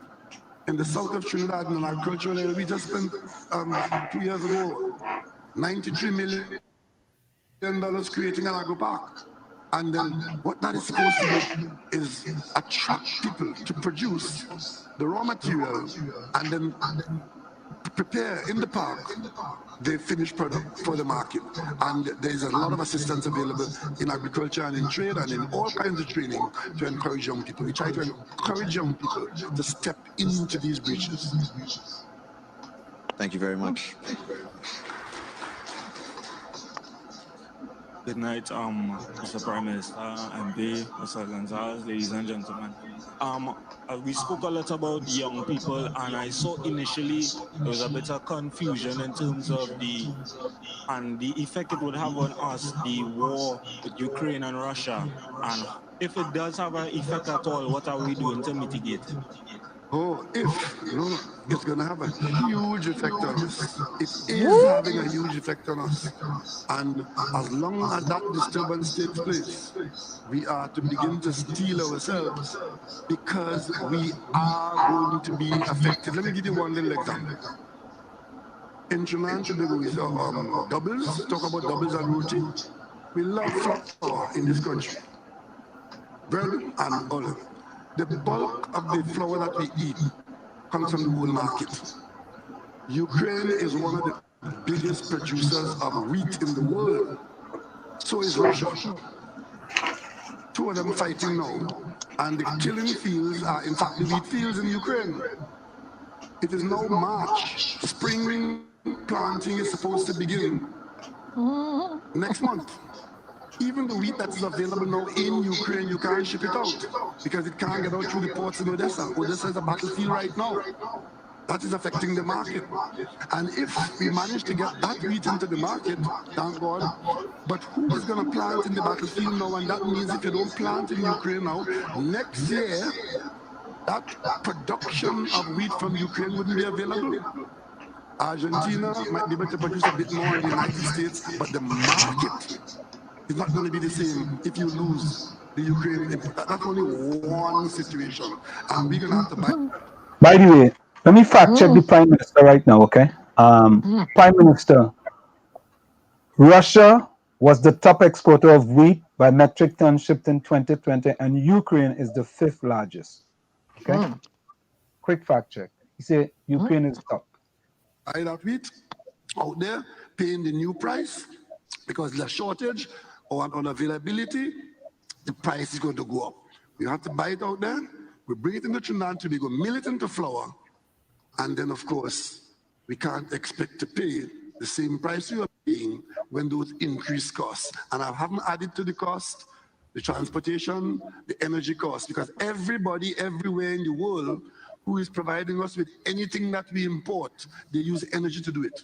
Whether it's a part, a place to go, an airline ticket. So as long as the energy price is going up, the things that we are going to be buying are going to be influenced by those higher prices. And we are a country that imports a lot into our economy. So you watch the war on television, it's coming straight into our pockets, into our homes, and it's turmoil in the world. And nobody's insulated from it, nobody.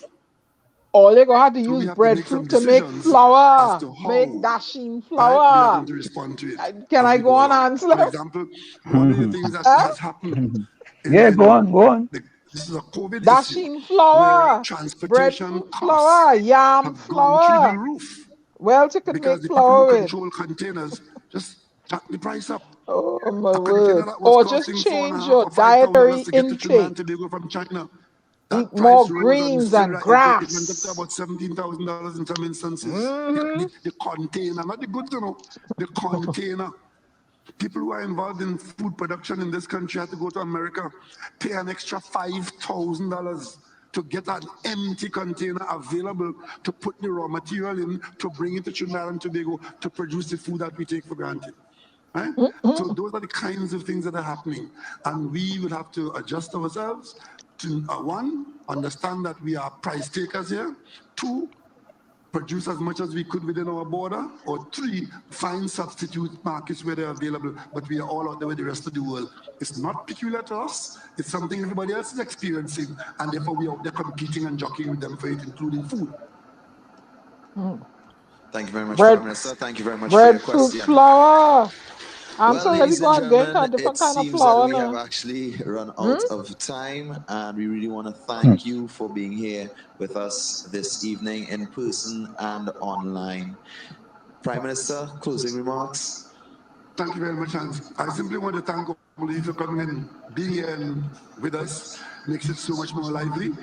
and allowing us to talk to the population on these issues that we have raised. Certainly, we have not exhausted the discussion.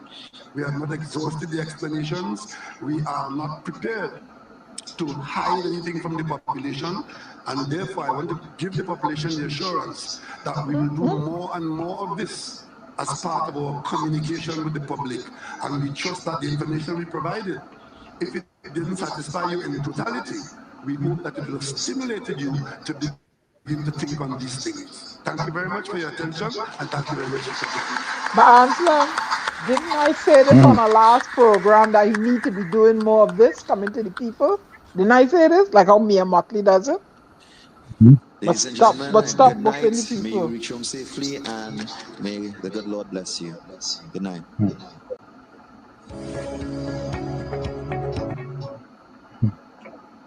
Yeah, didn't I say that? He need to come to the population and stop buffing them and have a war. I said it. I said it. Appear more But Anna, humane. I want to address Fitzroy Julian. Fitzroy Julian says, Wall Street, this radio is a waste of time. A long, wet, watery stoops for you on your radio show. Fitzroy Julian, I want to thank you so very kindly for your compliment. And stopping by in the village also. Yeah, I wanted to always come in, Fitzroy, and give us these compliments. Stoops and go. Fitzroy, please keep coming. Keep coming. Because it is seemed that since it's a waste of time, we have you wasting your time here. So keep coming.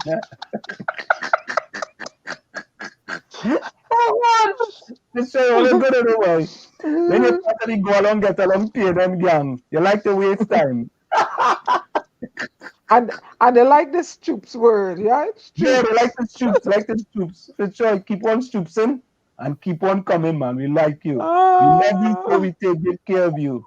Only the peer don't understand. Oh God! Hey, let me see. Tommy, you still there? As far as I remember, you hear me? Okay, yeah, we can hear you. And you. But why is so quiet, Tommy? Well, Breadfruit flour, yeah. There's not much breadfruit. You go ahead, Tommy. Yeah. Yeah. So hold on. So guys, Chris, Run DMC, Lana, and Capiza. I saw 2 closing comments. Fitzroy, if you're still there, proper little closing comment now, man. You know what I mean? Use your brain for once in your life. Proper closing comment. You go stoops again. You might, yeah. Or just stoops. Your closing comment could be just a stoops, Fitzroy. You know what I mean? It's all good, man. Well, Tommy was about to say something. Yeah. No. I'm listening. All right, folks. So let me go first, folks. Hold on. People shouldn't be afraid of the government. Government should be afraid of the people.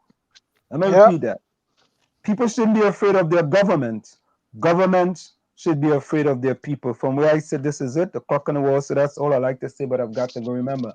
Hard work beats talent when talent does not work hard. And for every 60 seconds of anger, you lose 1 minute of happiness. See you. Same WZYE time, same WZYE channel. Go, Diana. Okay, well, it's International Women's Day, so I cannot, ignore that. I have to put something in there for we. Woman rule the world. Woman is boss, right? And I said, I noticed all the bloodsheds in human history have been caused by men and not women. And Helen Keller said, optimism is the faith that leads us to achievement. Some women are lost in the fire. Some women are built from it. And I want to just say two verses from that famous song by Helen Reddy. You can bend but never break me, because it only serves to make me more determined to achieve my final goal. And I come back even stronger. I'm not a novice any longer, because you've deepened the conviction in my soul. Yes, I am wise, and it's wisdom born of pain. Yes, I've paid the price, but look how much I've gained. If I have to, I can do anything. I am strong. I am invincible. I am woman. This is your global ambassador and poet bidding you auf Wiedersehen and happy Women's International Day. Good night. Tommy. Okay, from Charles Dickens' Expectations. I'd like to use this line here. I have been bent and broken, but I hope in better shape. And I hope that we would keep hope alive because it's the only way that we can continue in this environment, especially what is going on in Trinidad, because it's got to be better. And better is what is needed mostly. I'd like to thank everyone for being in the village tonight. Sorry that I was late. And a very special happy International Women's Day to all the women in the chat. And of course to you, Diana. Thank you. Okay, a special good night. And we'll see you again when we get together again on Thursday. Happy International Women's Day, D, Mrs. LeBon. So yeah, happy International Day to everyone. Let me see. I had said earlier, happy International Day to all the young ladies. Happy International Women's Day to all of you all. I hope you all had a fantabulous, splendiferous day. You know, of course, you know, women, we always put our women out front, and you know, it's very important. So let me read the closing comments here from the chat. Let me see. Hold on, let me get that off the screen.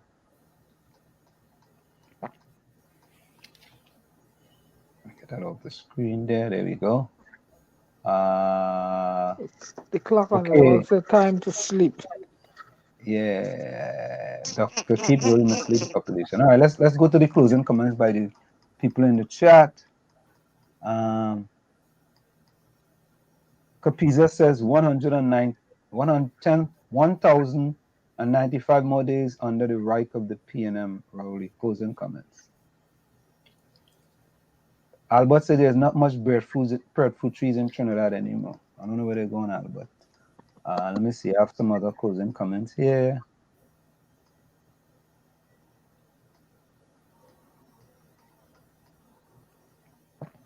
Okay, no, not you, Fitzroy. You didn't have any comments. This was Ron DMC comment. Yeah, we're gonna keep closing. Yes, kiddo, the program is there, but no job on the program finish. Okay.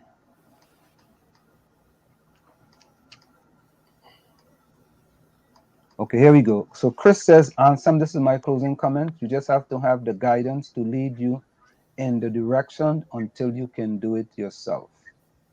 That's Chris Watson's comment. Lana's closing comment is blessed. Good night, all. Please stay safe tonight. Show was very informative. Stay blessed till we meet again. Ron DMC says, as always, I'm amazed about WZYE TV, but sometimes again, well, great program and sound. Thank you. So wait now, what happened? It's only Anselm on the show. That Tommy, Diana, and the Phantom. All right, go ahead. No, when they say that, they mean everybody. When they say that, they mean everybody. I'm messing with him. I'm messing. He like to get on there, you know. Amazing. All right, so folks, for all the ladies here, Diana, this is for you again, and for all the ladies, definitely, we if you are a serious man, you believe this. That's right. Hold on. Who's the boss? The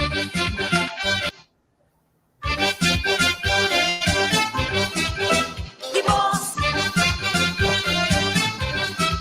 Who's the boss? The boss.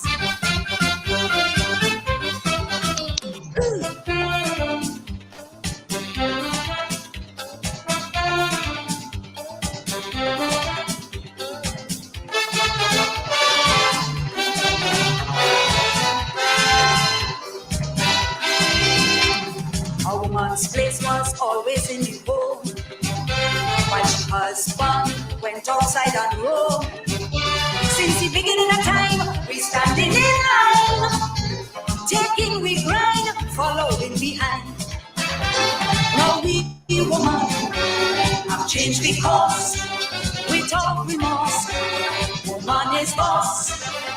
When it comes to caring, sharing and achieving, woman is boss.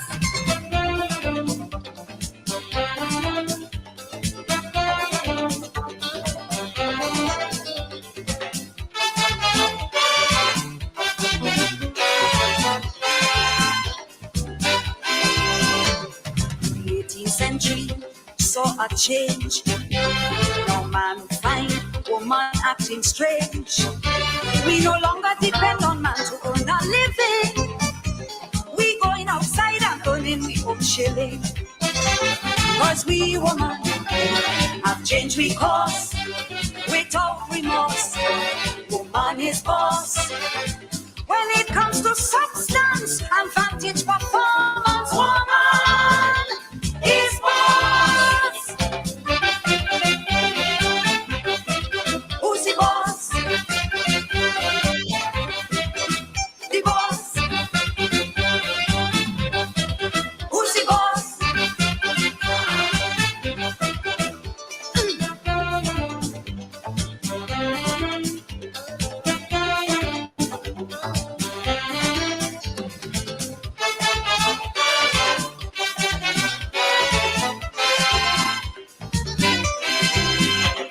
The woman's role we know as a miracle maker, wife, mother, teacher, etc. With the ability to combine all of these roles, well, you must agree it's a woman's role. Cause we woman have changed because without remorse, woman is boss. When it comes to quality, production and dignity, woman is boss.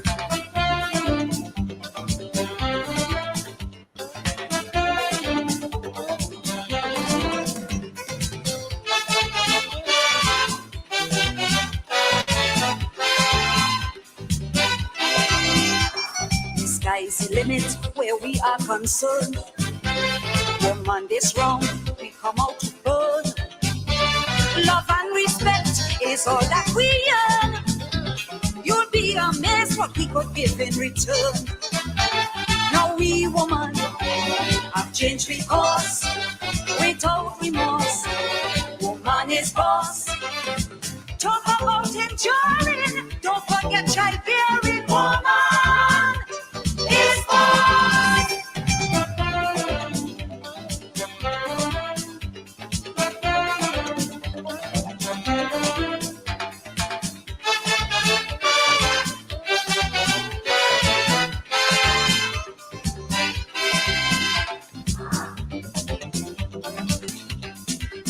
The boss. Who's the boss? The boss. Trinidadian woman is boss.